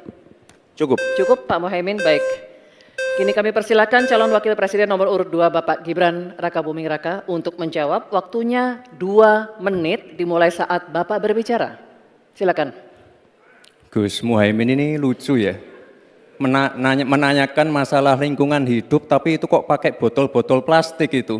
Padahal saya, Pak Ganjar, Prof. Mahfud pakai botol kaca. Itu gimana itu komitmennya? Botol plastik semua itu. Tapi enggak apa-apa. Kita kembali lagi ke topik ya. Intinya di sini kita sudah berkomitmen untuk yang namanya pembangunan tidak boleh lagi Jawa sentris.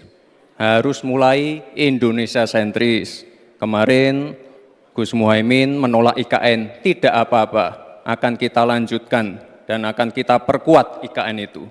Sekali lagi yang namanya pembangunan yang masif harus memperhatikan aspek lingkungan, sosial dan keberlanjutannya. Kita pastikan mencari titik tengah, sekali lagi titik tengah, titik keseimbangan. Membangun hilirisasi industri, tapi harus memperhatikan lingkungan hidup. Menggenjot produktivitas para petani, sektor maritim, tapi juga harus menjaga keseimbangan alam. Pastikan sekali lagi AMDAL, analisa lingkungan, sustainability report bisa tersajikan dengan baik dan pastikan menggandeng pengusaha-pengusaha lokal, UMKM lokal. Jadi tidak besar sendiri tapi ikut membesarkan yang lain. Intinya adalah anggaran ini dipakai untuk kesejahteraan rakyat. Pemerataan pembangunan itu penting. Dan sekali lagi, pembangunan yang masif harus memperhatikan sisi-sisi lingkungan hidup. Karena sekali lagi, yang namanya bencana kekeringan, banjir, kenaikan air laut, ini ancamannya sudah ada di depan mata. Dan ini adalah ancaman yang sangat nyata. Terima kasih. Baik. Ini kami persilakan. Nanti ada waktunya. Nanti ada waktunya. Cukup. Cukup. Kami persilakan calon wakil presiden nomor urut 1 Bapak Muhaimin Iskandar untuk menanggapi. Waktunya 1 menit Bapak di saat berbicara akan dimulai. Silakan. Pertanyaan saya tidak terjawab sama sekali. Karena di undang-undang kita juga dinyatakan bahwa potensi bioregional kita itu adalah bahwa wilayah nasional kita itu bukan terbagi bukan saja sekedar karena politik dan administrasi, tetapi ekosistem lingkungannya ada, sekaligus juga komunitas masyarakat yang tumbuh juga menjadi pertimbangan. Sehingga Papua misalnya, jangan pernah salah dalam membangun Papua. Papua harus berbasis pemerataan dan keadilan yang sempurna. Maluku misalnya, dengan kekuatan maritimnya, Maluku menjadi bioregional untuk pengembangan ekonomi kelautan dan perikanan. Jawa misalnya, keberlanjutan pembangunan yang menumbuhkan potensi ekonomi secara pertumbuhan. Baik, waktunya habis Pak Muhaimin. Kami persilakan calon wakil presiden nomor urut 2 Bapak Gibran Rakabuming Raka untuk merespon tanggapan dari Bapak Muhaimin Iskandar. Waktunya 1 menit. Kami persilakan. Loh, katanya tidak menjawab pertanyaan, tapi Gus Muhaimin malah ngomongin pemerataan pembangunan. Itu kan tadi yang saya omongin, Gus. Pemerataan pembangunan yang tidak lagi Jawa sentris, harus Indonesia sentris. Pembangunan IKN sebagai simbol transformasi pembangunan Indonesia, Papua, dan lain-lain. Itu kan tadi udah saya jawab. Intinya sekali lagi, pembangunan tidak boleh lagi Jawa sentris, harus lebih memperhatikan masyarakat terutama yang ada di luar Jawa, biar bisa merasakan akses konektivitas yang lebih baik lagi, menurunkan inflasi, menurunkan Gini rasio, meningkatkan peluang kerja, menumbuhkan titik pertumbuhan ekonomi baru. Itu tadi kan udah saya jawab, Gus. Mungkin Gus Muhaimin juga tidak paham dengan pertanyaan yang diberikan ke saya. Mungkin itu kan dapat contekan itu dari Pak Tom Lembong mungkin ya. Terima kasih. Masih ada waktu, Pak Gibran, cukup? Tenang. Tenang. Cukup. Bisa kami minta kerjasamanya? Baik, baru saja kita simak bersama calon wakil presiden nomor urut 1 dan 2 saling bertanya jawab. Selanjutnya, calon wakil presiden nomor urut 2 Bapak Gibran Rakabuming Raka bertanya ke calon wakil presiden nomor urut 3 Bapak Mahfud MD. Bapak Gibran, waktu Anda 1 menit dimulai saat Bapak berbicara. Silakan. Bagaimana cara mengatasi greenflation? Terima kasih. Masih ada waktu, Bapak Gibran. Aturan istilah-istilah. Kami sampaikan kembali terminologi atau singkatan, mohon untuk dijelaskan. Enggak, tunggu. Silakan dilanjutkan. Masih ada waktu. Ini tadi tidak saya jelaskan karena kan beliau kan seorang profesor. Sesuai dengan Oke, aturan. greenflation adalah inflasi hijau. Sesimpel itu. Waktunya masih ada, Bapak Gibran, cukup? Kami persilakan kepada calon wakil presiden nomor urut 3 Bapak Mahfud MD untuk menjawab. Waktu Bapak 2 menit, silakan. Baik, untuk mengatasi inflasi hijau. Apa sih inflasi hijau? Itu kan ekonomi hijau. Ekonomi hijau itu adalah ekonomi sirkuler, ya, di mana sebuah proses pemanfaatan produk ekonomi, pangan misalnya, atau apa, produksi apapun, diproduksi, kemudian dimanfaatkan, di recycle, bukan dibuat. Jadi bukan barang itu lalu dibiarkan mengganggu ekologi. Nah, saya punya cerita, kalau bicara soal recycle seperti ekonomi hijau, saya merasa berbangga sebagai orang Madura. Karena orang Madura itu yang pertama dulu mempelopori ekonomi hijau, ekonomi sirkuler. Di mana orang Madura itu tuh yang memunguti sampah-sampah, menguti plastik-plastik lalu diolah. Sehingga sebenarnya ekonomi sirkuler itu sudah menjadi kesadaran masyarakat. Nah, oleh sebab itu, kalau untuk mengatasi inflasi itu tentu yang paling gampang kan kebijakan-kebijakan.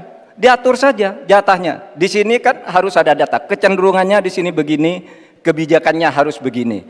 Kecenderungannya di sini begini, kebijakannya harus begini. Nah, itulah yang kita pahami tentang ekonomi hijau, ya, inflasi hijau dan sebagainya dan sebagainya. Nah, saudara, banyak hal yang harus kita lakukan. Karena misalnya ya, ukuran kemajuan ekonomi kita selalu diukur dari sekitar 5 hal. Misalnya pertumbuhan, kemiskinan, ketimpangan, dan 2 lainnya. Tetapi ada 1 yang harus ditambahkan, yaitu emisi. Baik Pak Mahfud, waktu Anda habis. Terima kasih. Selanjutnya kami persilakan kepada calon wakil presiden nomor urut 2 Bapak Gibran Rakabuming Raka untuk menanggapi. Waktu Anda 1 menit, silakan.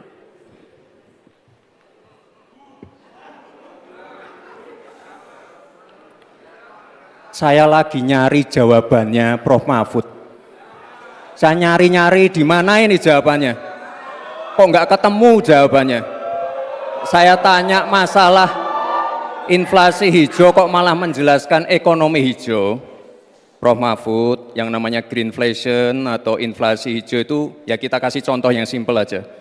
Demo rompi kuning di Perancis. Bahaya sekali. Sudah memakan korban. Ya, ini harus kita antisipasi, jangan sampai terjadi di Indonesia. Kita belajar dari negara maju. Negara maju aja masih ada tantangan-tantangannya. Intinya transisi menuju energi hijau itu harus super hati-hati.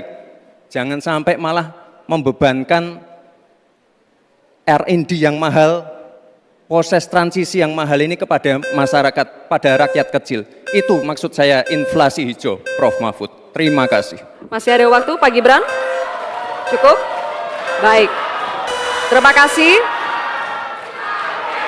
Kita lanjutkan dulu. Nanti akan ada waktunya untuk memberikan support. Kita lanjutkan dulu Bapak Ibu, terima kasih. Kita teruskan ya. Kami persilakan calon wakil presiden nomor urut 3 Bapak Mahfud MD untuk merespon tanggapan dari Bapak Gibran Rakabuming Raka. Waktu Bapak 1 menit dimulai ketika Bapak berbicara, silakan. Saya juga ingin mencari itu jawabannya ngawur juga itu. Gila ini. Ngarang-ngarang ndak karuan mengkaitkan dengan sesuatu yang tidak ada, gitu ya. Begini loh, kalau akademis itu gampangnya kalau bertanya yang kayak gitu-gitu tuh recehan, gitu. Recehan. Oleh sebab itu tidak layak dijawab menurut saya. Dan oleh sebab itu saya kembalikan saja ke moderator. Ini tidak layak dijawab pertanyaan kayak gini. Tidak ada ini jawabannya. Terima kasih. Cukup buat Pak Mahfud? Masih ada waktu Bapak? Saya kembalikan. Cukup ya? Baik. Saya kembalikan. Tidak ada gunanya menjawab. Ya. Baik. Bapak Ibu, demikianlah tadi interaksi saling tanya jawab antara calon wakil presiden nomor urut 2 dengan calon wakil presiden nomor urut 3. Terima kasih. Baik, Bapak Ibu, kita lanjutkan ya sesinya. Kita selesaikan dulu. Kali ini giliran calon wakil presiden nomor urut 3 dan nomor urut 1 untuk saling bertanya jawab. Diawali dengan calon wakil presiden nomor urut 3, Bapak Mahfud MD. Untuk bertanya kepada cawapres nomor urut 1, Bapak Muhaimin Iskandar. Waktunya 1 menit, Pak Mahfud, dimulai dari saat Bapak berbicara. Silakan. Ya, Pak Muhaimin, calon wakil presiden yang terhormat. Pada tahun 2014 kita berada di posisi yang berbeda. Saya menjadi ketua timnya Pak Prabowo, Pak Muhaimin di timnya Pak Jokowi waktu itu. Ada pertanyaan dari Pak Jokowi pada tanggal 5 Juli 2014 kepada Pak Prabowo. Pertanyaannya begini, Pak Prabowo, saat ini kita dihadapkan dengan bencana ekologis yang salah satunya disebabkan oleh kerusakan hutan. Laju penggundulan hutan di negara kita tertinggi di dunia. Nah, saat ini situasinya sama dengan tahun 2014, seperti yang kita diskusikan sejak tadi. Apakah Pak Muhaimin setuju bahwa kita telah gagal menghentikan kerusakan hutan dan juga food estate sesuai dengan penilaian Walhi dan Greenpeace? Waktunya habis. Selesai. Terima kasih. Kami persilakan calon wakil presiden nomor urut 1, Bapak Muhaimin Iskandar untuk menjawab. Waktunya 2 menit dimulai saat Bapak berbicara. Silakan. Yang patut untuk bisa menjadi alat ukur adalah bahwa dari seluruh rencana mengurangi deforestasi itu adalah berapa prestasi untuk melakukan penghijauan atau reforestasi. Sampai hari ini saya setuju dengan Pak Mahfud, tidak ada keseriusan dan kesungguhan untuk itu.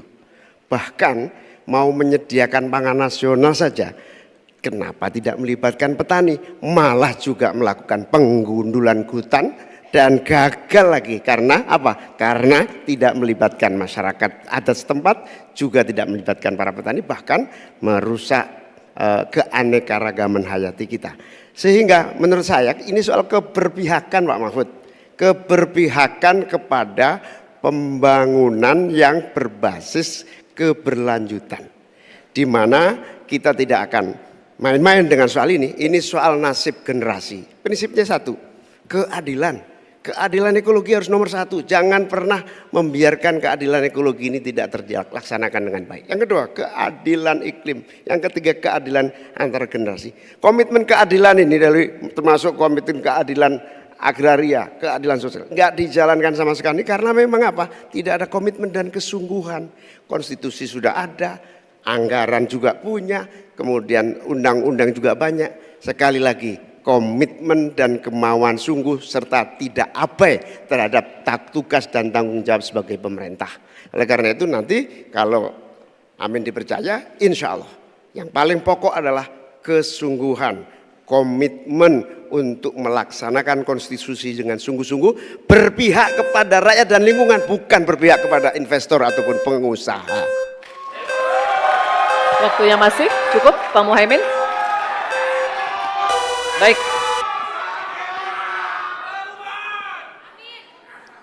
Kini kami persilakan Cawapres nomor urut 3 Bapak Mahfud MD untuk menanggapi, waktunya 1 menit. Baik. Mulai dari saat berbicara, silakan. Pak Muhaimin, ke depan itu menurut saya pemerintah perlu melaksanakan 2 putusan Mahkamah Konstitusi yang dulu saya yang membaca vonis itu dan mengetokkan palunya. Pertama, mengakui aktivis lingkungan itu sebagai subjek hukum. Itu putusan MK. Sekarang ini kalau orang bicara lingkungan ditangkap. Nah, itu berbahaya bagi kelangsungan lingkungan hidup kita. Lalu yang kedua, saya juga udah pernah tuh membuat putusan Mahkamah Konstitusi dan saya sendiri yang ngetok palunya agar definisi hutan adat itu betul-betul dibedakan dari definisi hutan negara. Karena definisi hutan adat yang sering dipakai sekarang itu sering menyingkirkan masyarakat adat dari lingkungan hidupnya. Selesai. Waktunya habis. Kami persilakan kembali Cawapres nomor urut 1 Bapak Muhaimin Iskandar untuk merespon tanggapan dari Pak Mahfud MD tadi. Waktunya 1 menit dimulai dari saat Bapak berbicara. Silakan. Ya, setuju apa yang disampaikan Pak Mahfud. Inti dari hasil kemerdekaan kita itu kan 2. Satu, bahwa pemerintah atau negara mengatur sistem dan tata kelola pemerintahan dan kenegaraan. Yang kedua, mengelola kekayaan dan aset negara kita. Nah ini yang tidak pernah dilakukan. Dibiarkan aset itu liar, bahkan ada orang yang menguasai 500.000, sementara petani gurem kita sudah hampir 16 rumah tangga petani gurem yang hanya punya tanah 0,5 hektar. Itu dari segi soal pertanahan. Nah apalagi jasa para pemangku adat, masyarakat adat yang memiliki banyak jasa sejak sebelum kemerdekaan hingga hari ini menjaga hutan, menjaga lingkungan kita, tetapi tidak pernah diajak dialog. Ada pemaksaan melalui PSN, tidak diajak bicara. Rempang misalnya, itu tidak melibatkan dengan sungguh-sungguh masyarakat di sekitar itu. Terima kasih. Masih ada waktu Bapak? Cukup? Cukup. Baik, oke. Kalau begitu, sesi tanya jawab untuk segmen ini sudah habis. Kita berikan apresiasi untuk ketiga calon wakil presiden kita. Hadirin sekalian, kita akan jeda sejenak dan di segmen selanjutnya ketiga calon wakil presiden akan kembali melakukan tanya jawab. Untuk itu tetap bersama kami di debat keempat calon wakil presiden pemilu tahun 2024.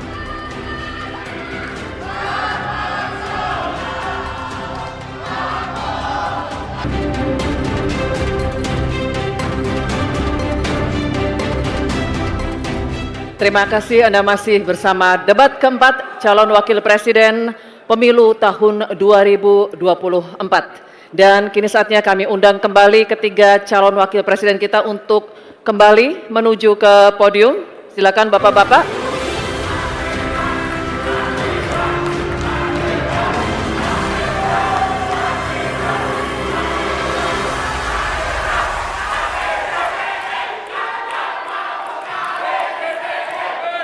Di segmen kelima ini kita akan melanjutkan tanya jawab antar calon wakil presiden, dan di segmen ini calon wakil presiden nomor urut 2 akan bertanya kepada calon wakil presiden nomor urut 1.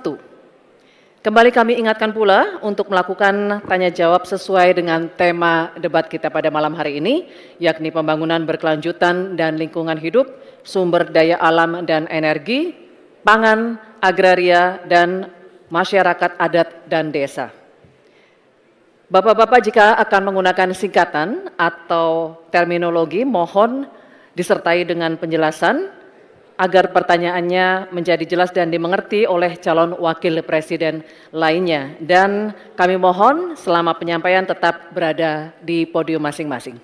Baik, kami persilakan sekarang calon wakil presiden nomor urut 2 Bapak Gibran Rakabuming Raka untuk bertanya kepada calon wakil presiden nomor urut 1 Bapak Muhaimin Iskandar. Waktu Bapak 1 menit dimulai ketika Anda berbicara. Silakan. Baik, terima kasih Gus Muhaimin. Paslon nomor 1 dan tim suksesnya sering menggaungkan LFP, lithium ferrofosfat. Saya nggak tahu ini pasangan nomor 1 ini anti nikel atau gimana? Mohon dijelaskan. Masih ada waktu, Pak Gibran, apakah akan digunakan? Akan saya gunakan apabila pertanyaannya belum jelas. Bagaimana Gus? Cukup? Saya jelaskan juga nggak apa-apa. Singkatan dan terminologi mohon dijelaskan. LFP, lithium ferrofosfat. Tadi sudah saya bilang kan, apa? lithium ferrofosfat. Itu sering digaungkan Pak Tom Lembong itu. Lithium ferrofosfat. Baik. Masih ada waktu untuk menjelaskan atau cukup? Cukup? Baik. Sekarang kami persilakan kepada calon wakil presiden nomor urut 1 Bapak Muhaimin Iskandar untuk menjawab. Waktu Bapak 2 menit dimulai ketika Anda berbicara. Silakan. Terima kasih. Tenang Pak Gibran. Semua ada etikanya. Termasuk kita diskusi di sini bukan tebak-tebakan definisi, tebak-tebakan singkatan. Kita levelnya adalah policy dan kebijakan. Prinsipnya sederhana. Semua kembali kepada etika Pak Gibran. Etika, sekali lagi etika. Etika itu adalah etika lingkungan. Apapun yang menjadi kebijakan kita menyangkut produksi, pengambilan tambang sumber daya alam, juga apapun yang kita gunakan seluruh potensi bangsa ini, rujukannya adalah etika lingkungan. Komitmen kita intinya adalah keseimbangan antara meletakkan manusia dan alam. Keseimbangan ini tidak bisa ditawar-tawar agar pembangunan kita berkelanjutan, agar melibatkan semua pihak yang ada. Tidak ada satupun yang tertinggal, sehingga produksi yang kita munculkan pun dari tambang, dari litium, dari apapun itu tidak sembrono dan tidak sewenang-wenang. Bahkan yang lebih parah lagi, tidak mempertimbangkan lingkungan dan keberlanjutan masa depan. Sekali lagi intinya bukan hanya etika lingkungan, tetapi etika bahwa forum ini adalah forum policy yang berharga. Jangan-jangan kalau kita tebak-tebakan definisi di sini, saya ragu kita ini levelnya SD, SMP, atau jangan-jangan ijazah kita palsu semua di sini. Ini yang mengagetkan. Jadi kalau tebak-tebakan, ya bukan di sini levelnya. Di sini adalah kebijakan kita untuk memimpin negara. Bapak Muhaimin, waktu Anda habis. Terima kasih. Selanjutnya kami persilakan kepada calon wakil presiden nomor urut 2 Bapak Gibran Rakabuming Raka untuk menanggapi. Waktunya 1 menit dimulai saat Bapak berbicara. Silakan. Ini agak aneh ya, yang sering ngomongin LFP itu tim sesnya, tapi cawapresnya nggak paham LFP itu apa. Kan aneh. Sering bicara LFP, lithium ferrofosfat, Tesla nggak pakai nikel. Ini kan kebohongan publik, mohon maaf. Tesla itu pakai nikel, Pak. Dan kita sekarang, Indonesia itu adalah negara yang punya cadangan nikel terbesar sedunia. Ini kekuatan kita, ini bargaining kita. Jangan malah membahas LFP. Itu sama saja mempromosikan produknya China, Pak. Saya nggak tahu ya, Pak Tom Lembong dan tim sesnya sering nggak diskusi dengan cawapresnya. Masa cawapresnya nggak paham? Aneh loh. Saya jelaskan sekali lagi, lithium ferrofosfat itu adalah alternatif dari nikel. Intinya ada negara yang nggak mau pakai nikel. Nah, itu loh Gus yang saya maksud. Apakah Gus Muhaimin juga anti nikel? Baik, waktunya habis. Terima kasih Pak Gibran. Baik, kami lanjutkan. Mohon tenang dulu Bapak, Ibu. Cukup Bapak-Bapak, bisa kita lanjutkan ya. Terima kasih, terima kasih, terima kasih. Sekarang kami persilakan kepada calon wakil presiden nomor urut 1 Bapak Muhaimin Iskandar untuk merespon tanggapan dari Bapak Gibran Rakabuming Raka. Waktu Anda 1 menit Bapak, silakan. Saya setuju bahwa potensi sumber daya alam kita harus terus kita promosikan. Tetapi harap dicatat, gara-gara kita mengeksplorasi nikel ugal-ugalan, lalu hilirisasi tanpa mempertimbangkan ekologi, mempertimbangkan sosialnya, buruh kita diabaikan, malah banyak tenaga kerja asing, dan juga yang terjadi korban kecelakaan.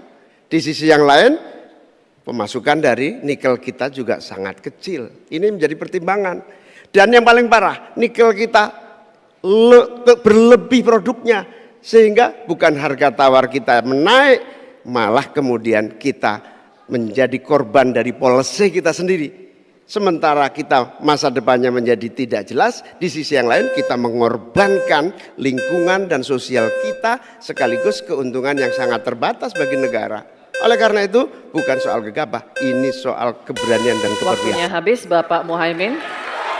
Terima kasih. Tanya jawab akan kita lanjutkan, dan berikutnya calon wakil presiden nomor urut 3 dan calon wakil presiden nomor urut 2 akan bertanya jawab. Untuk itu kami persilakan cawapres nomor urut 3 Bapak Mahfud MD untuk mengajukan pertanyaan kepada cawapres nomor urut 2 Bapak Gibran Rakabuming Raka. Pak Mahfud, waktunya 1 menit dimulai saat Bapak berbicara, silakan. Mas Gibran, saya menghormati Anda sebagai calon wakil presiden sehingga saya tidak akan bicara secara menjebak dan receh-receh. Saudara, pada tanggal 17 Februari 2019 dalam sebuah debat calon presiden, itu Pak Prabowo mengatakan bahwa Pak Jokowi itu menyampaikan tidak akan mengimpor komoditas-komoditas pangan jika nanti terpilih presiden. Ternyata kata Pak Prabowo nih, 4 tahun memimpin Pak Jokowi masih mengimpor dan itu merugikan banyak petani. Nanti dicek ya, bahwa itu pertanyaan Pak Prabowo ke Pak Jokowi saat itu. Pak Jokowi bilang tidak akan ngimpor. Tapi sampai sekarang kita masih mengimpor banyak. Masih mengimpor banyak. Malah semakin banyak mafianya impor mengimpor bahan pangan itu.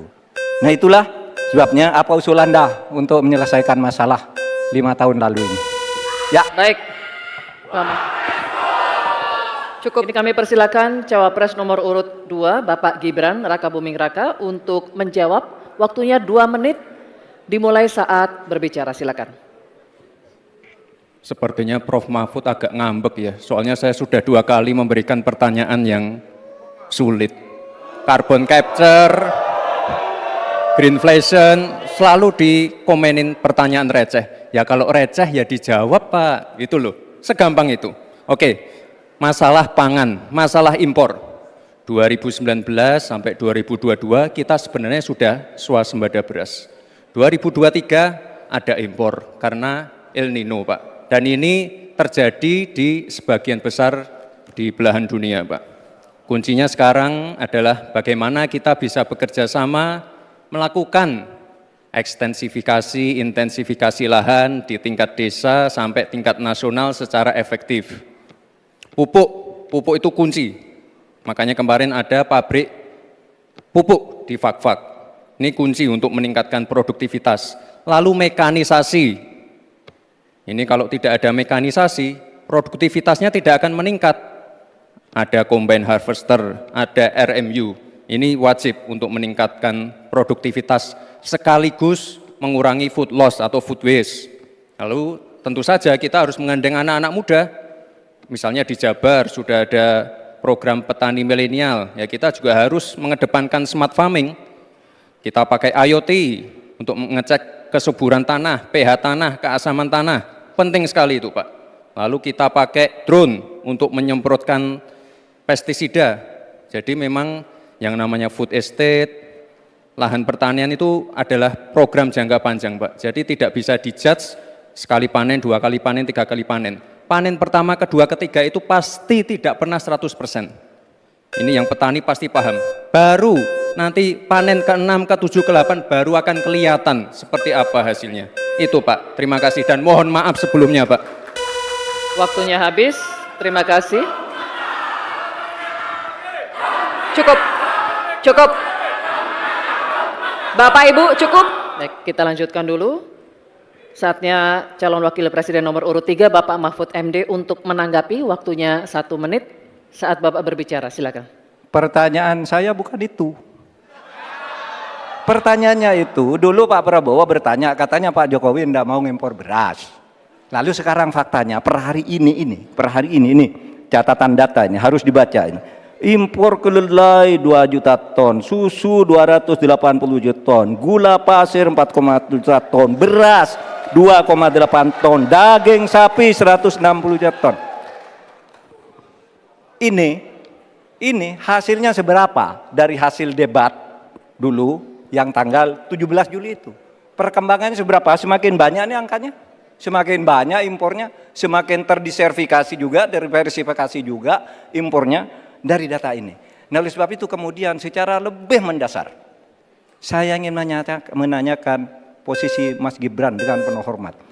Posisi Anda sebagai wakil presiden, bagaimana tentang konsep Trisakti Bung Karno terkait kemandirian ini? Baik. Selanjutnya kami persilakan cawapres nomor urut 2 Bapak Gibran Rakabuming Raka untuk merespon tanggapan dari Bapak Mahfud MD. Waktunya 1 menit Pak, dimulai dari saat Bapak berbicara, silakan. Terima kasih Prof. Mahfud untuk evaluasinya. Sekali lagi saya mohon maaf jika ada kata-kata saya yang salah. Tapi sekali lagi, ini harus kita evaluasi. Dan kita jangan memberikan narasi-narasi yang menakutkan kepada warga. Intinya adalah program-program yang sudah berjalan sekarang. Nomor 1 dan nomor 3 ini kan kompak, food estate gagal.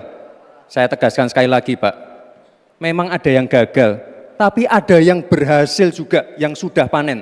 Misalnya di Gunung Mas, Kalteng, itu sudah panen jagung, singkong. Itu Pak, cek saja nanti ininya, cek saja datanya. Intinya adalah warga jangan diberikan narasi-narasi yang menakutkan, kita harus optimis Pak. Bapak-bapak ini adalah calon-calon pemimpin, harus optimis. Jangan memberikan narasi-narasi yang menakutkan kepada warga dan masyarakat. Waktunya masih? Baik, waktunya habis. Baik, waktunya habis. Cukup, mohon kerjasamanya. Baik. Hadirin sekalian, kita akan masuk ke sesi tanya jawab yang terakhir, yakni calon wakil presiden nomor urut 1, Bapak Muhaimin Iskandar, dan calon wakil presiden nomor urut 3, Bapak Mahfud MD. Bapak Muhaimin, waktu Anda bertanya 1 menit dimulai saat Bapak berbicara. Silakan.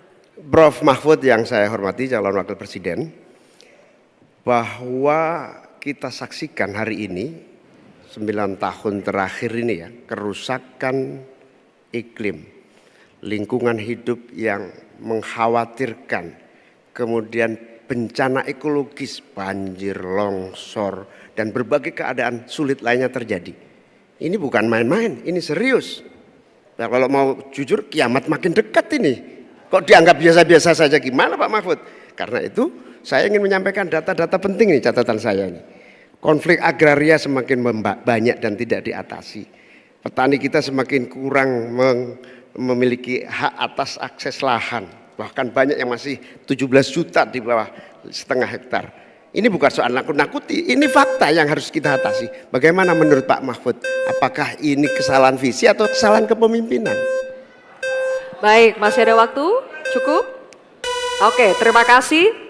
Selanjutnya kami persilakan kepada calon wakil presiden nomor urut 3, Bapak Mahfud MD untuk menjawab. Waktu Anda 2 menit, Bapak, silakan. Ya, data yang disampaikan Pak Mohaimin tadi sudah saya sampaikan di dalam opening speech, bahwa konflik agraria, Pak, di kantor Polhukam saja itu sekarang 2.587 untuk ini apa? Untuk masalah Polhukam saja, belum yang laporan ke polisi, belum yang laporan ke BPN dan sebagainya, itu bisa puluhan ribu. Artinya data itu saya benarkan dan sudah saya katakan lebih dulu sejak tadi. Nah, persoalannya sekarang bagaimana kita mau menyelesaikan itu? Begini, dulu di zaman Bung Karno itu ada undang-undang yang menyatakan bahwa tanah-tanah milik masyarakat adat itu supaya diberikan ke masyarakat adat. Nah, pada waktu itu pemerintah itu mempunyai Inspektorat Jenderal Agraria. Inspektorat Jenderal Agraria ini mengeluarkan KINAK namanya, Keputusan Inspektur Agraria, yang menyatakan bahwa tanah adat milik si A si B diberikan kepada masyarakat adat, kepada pemilik masing-masing. Nah, tetapi sesudah zaman Orde Baru muncul BPN, sehingga dikatakan bahwa yang disebut sebagai produk KINAK itu bukan bernilai sertifikat, sehingga menjadi mentah lagi, Pak, persoalannya. Jadi tumpang tindih sertifikat. Pada saat KINAK itu dikeluarkan, itu secara hukum sah. Tapi begitu ada Orde Baru, itu harus bentuk sertifikat dari BPN. Terjadi tumpang tindih, terjadi kasus rempang, dan sebagainya, dan sebagainya. Oleh sebab itu, menurut saya ini harus dibuat kesepakatan bagaimana cara menyelesaikan ini. Selesai. Baik, Pak Mahfud, terima kasih. Selanjutnya, kami persilakan kepada calon wakil presiden nomor urut 1, Bapak Mohaimin Iskandar untuk menanggapi. Waktu Bapak 1 menit, silakan. Ya, banyak masalah yang menjadi kendala terlaksananya reforma agraria. Salah satunya birokrasi kita, kesungguhan politik kita, kemauan kepemimpinan. Di bawah presiden harusnya ada satu kelembagaan yang bisa mengelola reforma agraria dengan sangat sungguh-sungguh. Tidak dibiarkan terus-menerus. Yang pertama soal reforma agraria. Yang kedua soal lingkungan. Bencana ekologis di mana-mana. Saya tidak menyalahkan siapapun ya. Ini sebuah fakta yang harus kita antisipasi bersama dengan baik-baik. Bahwa kita sedang mengalami ancaman bahaya lingkungan dan krisis iklim yang sangat mengerikan. Panas global yang masuk kepada bagian dari mengakibatkan petani kita gagal panen, gagal tanam dan seterusnya menjadi masalah. Saya hanya mengajak Pak Prabowo, Pak Gibran, Pak Mahfud, Pak Ganjar, saya, Mas Anies, dan siapapun untuk kita sama-sama tobat ekologis, memperbaiki ke depan menjadi lebih baik lagi. Tobat ekologis penting untuk masa depan kita. Baik, Pak Mohaimin, terima kasih. Sekarang kami persilakan kepada calon wakil presiden nomor urut 3, Bapak Mahfud MD untuk merespons tanggapan dari Bapak Mohaimin. Waktu Bapak 1 menit dimulai saat Bapak berbicara. Setuju, karena yang diusulkan Pak Mohaimin tentang lembaga reforma agraria itu memang menjadi salah satu bagian dari misi kami pada tahun ini. Jadi kami punya tim reformasi hukum nasional yang melibatkan pakar dari berbagai kampus. Kesimpulannya, masalah agraria ini harus ada sebuah badan khusus yang nanti menangani. Misalnya begini, ada sekian ribu kasus, ini yang berat dikategorikan 3 misalnya. Kita katakan, yang kategori 1 harus selesai dalam 6 bulan, kategori 2 selesai 6 bulan, kategori 3 selesai dalam 6 bulan. Lalu kita mulai lagi menata kehidupan kita di bidang pertanahan. Sehingga tadi proses deeding atau kesepakatan untuk KINAK dan sertifikat tanah itu akan menjadi bagian dari apa yang sudah kami rencanakan. Selesai. Oke, baik. Terima kasih Pak Mahfud. Baik, silakan berikan apresiasi untuk ketiga calon wakil presiden yang telah menjalani sesi tanya jawab. Hadirin dan pemirsa, usai jeda kita akan kembali dengan segmen pernyataan penutup dari ketiga calon wakil presiden kita. Tetaplah bersama debat keempat calon wakil presiden pemilu tahun 2024.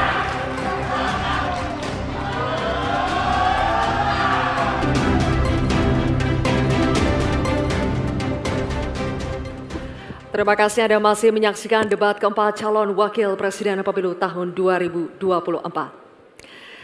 Bapak Ibu sekalian, segmen ke-6 adalah segmen terakhir di debat kali ini, di mana para calon wakil presiden akan menyampaikan closing statement atau pernyataan penutup. Untuk itu kami undang kembali ketiga calon wakil presiden untuk kembali menuju podium masing-masing. Silakan.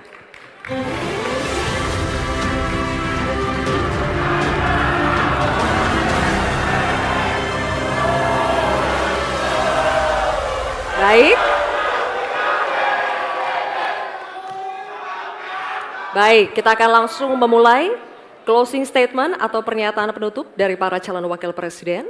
Kami informasikan kembali dalam penyampaian closing statement atau pernyataan penutup untuk tetap berada di podium. Untuk kesempatan pertama, kami berikan kepada calon wakil presiden nomor urut 3, Bapak Mahfud MD, untuk menyampaikan pernyataan penutup Anda. Waktu Bapak 2 menit dimulai saat Anda berbicara. Silakan. Assalamualaikum warahmatullahi wabarakatuh. Tadi saya bilang bahwa masalah-masalah yang kita diperdebatkan ini sangat penting untuk masa depan bangsa. Masalah utamanya adalah pedang hukum kita itu tumpul.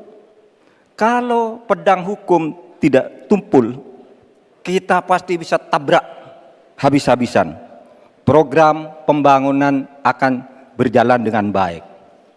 Mas Ganjar dan saya minta maaf kepada para ibu dan anak cucu yang telah ikut terlibat atau tanpa bisa berbuat apa-apa ketika terjadi perusakan alam yang ibu dan para cucu itu huni.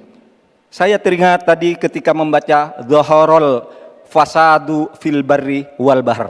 Telah terjadi kerusakan di daratan dan di lautan. Dan terkait ini saya teringat lagu Ebit GAD yang berbunyi begini. Barangkali di sana ada jawabnya. Mengapa di daerahku terjadi bencana?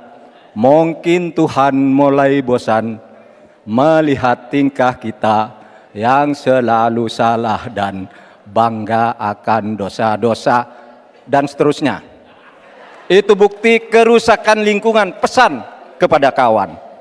Saudara, kami berjanji bahwa kami akan kembalikan secara bertahap hak rakyat dan untuk ibu-ibu dan para anak cucu. Kita akan tagih dunia internasional untuk membayar hutang-hutang yang telah merusak pembangunan. Sebagai santri NU, saya ingin mengutip dalil Gus Dur, tasarruful imam ala rakyah manutun bil maslahah. Tugas pemerintah terhadap rakyatnya adalah kesejahteraannya. Selesai. Baik, terima kasih Bapak Mahfud MD. Baik, selanjutnya kami beri kesempatan bagi calon wakil presiden nomor urut 1, Bapak Muhaimin Iskandar, untuk menyampaikan pernyataan penutup. Pak Muhaimin, waktunya 2 menit dimulai saat Bapak berbicara. Silakan. Inti dari pembangunan berkelanjutan adalah tidak ada satupun yang ditinggalkan. Dari petani, peternak, nelayan, masyarakat adat, dan seluruh kelompok-kelompok rentan lainnya. Pembangunan berkelanjutan jangan diabaikan, malah ngurusi kekuasaan yang berkelanjutan. Oleh karena itu kita harus ingat bahwa Quran menyatakan Dhaharul Fasad fil Barri wal Bahr bima kasabat aydinas. Telah nyata kerusakan di darat dan di laut karena ulah tangan manusia. Bahkan Paus Fransiskus juga mengingatkan kepada kita semua posisi yang agak rawan masa depan kita harus melakukan taubat ekologis. Taubat itu dimulai dari etika. Sekali lagi, etika. Etika lingkungan dan etika pembangunan. Jangan ugal-ugalan, jangan ngangkangi aturan, jangan sembrono, ojo sakarepe dhewe. Saudara-saudara sekalian, insya Allah kalau Amin mendapatkan mandat, kita akan sungguh-sungguh. Yang pertama, kita akan anggaran untuk mengatasi krisis iklim, kita tingkatkan secara signifikan, termasuk riset sekaligus implementasi energi baru dan terbarukan. Kita sahkan RUU Masyarakat Adat secepat-cepatnya. Dana subsidi atau dana untuk masyarakat desa kita tingkatkan 5 miliar per tahun agar warga desa dapat menikmati pembangunan. Yang selanjutnya kita juga akan teruskan subsidi BBM untuk masyarakat miskin, petani, nelayan miskin, dan kelompok rentan lainnya. Transportasi publik menggunakan energi listrik juga menjadi salah satu solusi untuk mengurangi polusi dengan cara pembangunan kota. Reforma agraria harus dieksekusi untuk memangkas ketimpangan. Saatnya kita berubah, saatnya kita pilih perubahan. Baik, terima kasih Bapak Muhaimin. Baik, kita akan berikan kesempatan juga kepada calon wakil presiden nomor urut 2 Bapak Gibran Rakabuming Raka untuk memberikan pernyataan menutup. Waktu Anda 2 menit dimulai ketika berbicara. Silakan. Baik, terima kasih. Saya tidak akan pernah bosan-bosan membahas hilirisasi. Dengan hilirisasi kita akan keluar dari middle income trap. Dengan hilirisasi kita akan meningkatkan nilai tambah di dalam negeri. Dengan hilirisasi kita akan membuka lapangan pekerjaan seluas-luasnya. Tentunya dalam pelaksanaannya dipikirkan aspek lingkungan, keberlanjutan, dan sosialnya. Dampak perubahan iklim ini semakin nyata. Banjir, kekeringan, kenaikan air laut, ini adalah ancaman nyata dan sudah di depan mata. Semua masalah ini adalah tantangan zaman now. Membutuhkan solusi zaman now. Tantangannya adalah bagaimana kita mencari titik tengah, titik keseimbangan. Lanjutkan hilirisasi, tapi wajib menjaga lingkungan. Tingkatkan produktivitas pertanian dan sektor maritim, tapi wajib menjaga keseimbangan alam. Terima kasih Prof. Mahfud, Gus Muhaimin. Semoga debat malam ini memberikan gambaran tentang kemana arah bangsa ini akan melangkah. Sekali lagi, tantangan zaman now membutuhkan solusi zaman now. Tentunya anak-anak zaman now perlu lebih banyak lagi dilibatkan. Terima kasih Pak Prabowo sebagai salah satu senior dan teladan yang paling banyak melibatkan anak-anak zaman now.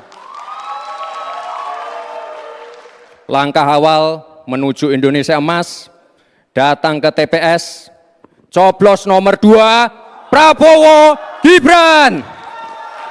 Terima kasih. Mas Gibran masih ada waktu? Waktunya masih ada. Cukup atau lanjut? Cukup? Mas Gibran. Baik, terima kasih. Silakan hadirin, saatnya kita berikan apresiasi untuk ketiga calon wakil presiden yang sudah menyelesaikan seluruh rangkaian debat pada malam hari ini. Bapak Ibu sekalian, masih ada satu debat terakhir yang akan diselenggarakan oleh Komisi Pemilihan Umum. Semoga hasil dari debat keempat ini dapat menjadi bahan pertimbangan Anda untuk menentukan pemimpin masa depan. Ya, dan selanjutnya kita akan menyanyikan lagu Bagimu Negeri. Kami mohon kesediaan para calon wakil presiden untuk tetap berada di atas panggung, disertai dengan calon presidennya masing-masing untuk bergabung ke atas panggung. Baik, kami juga mengundang ketua, anggota, dan sekjen KPU RI untuk mendampingi ketiga pasangan calon di atas panggung.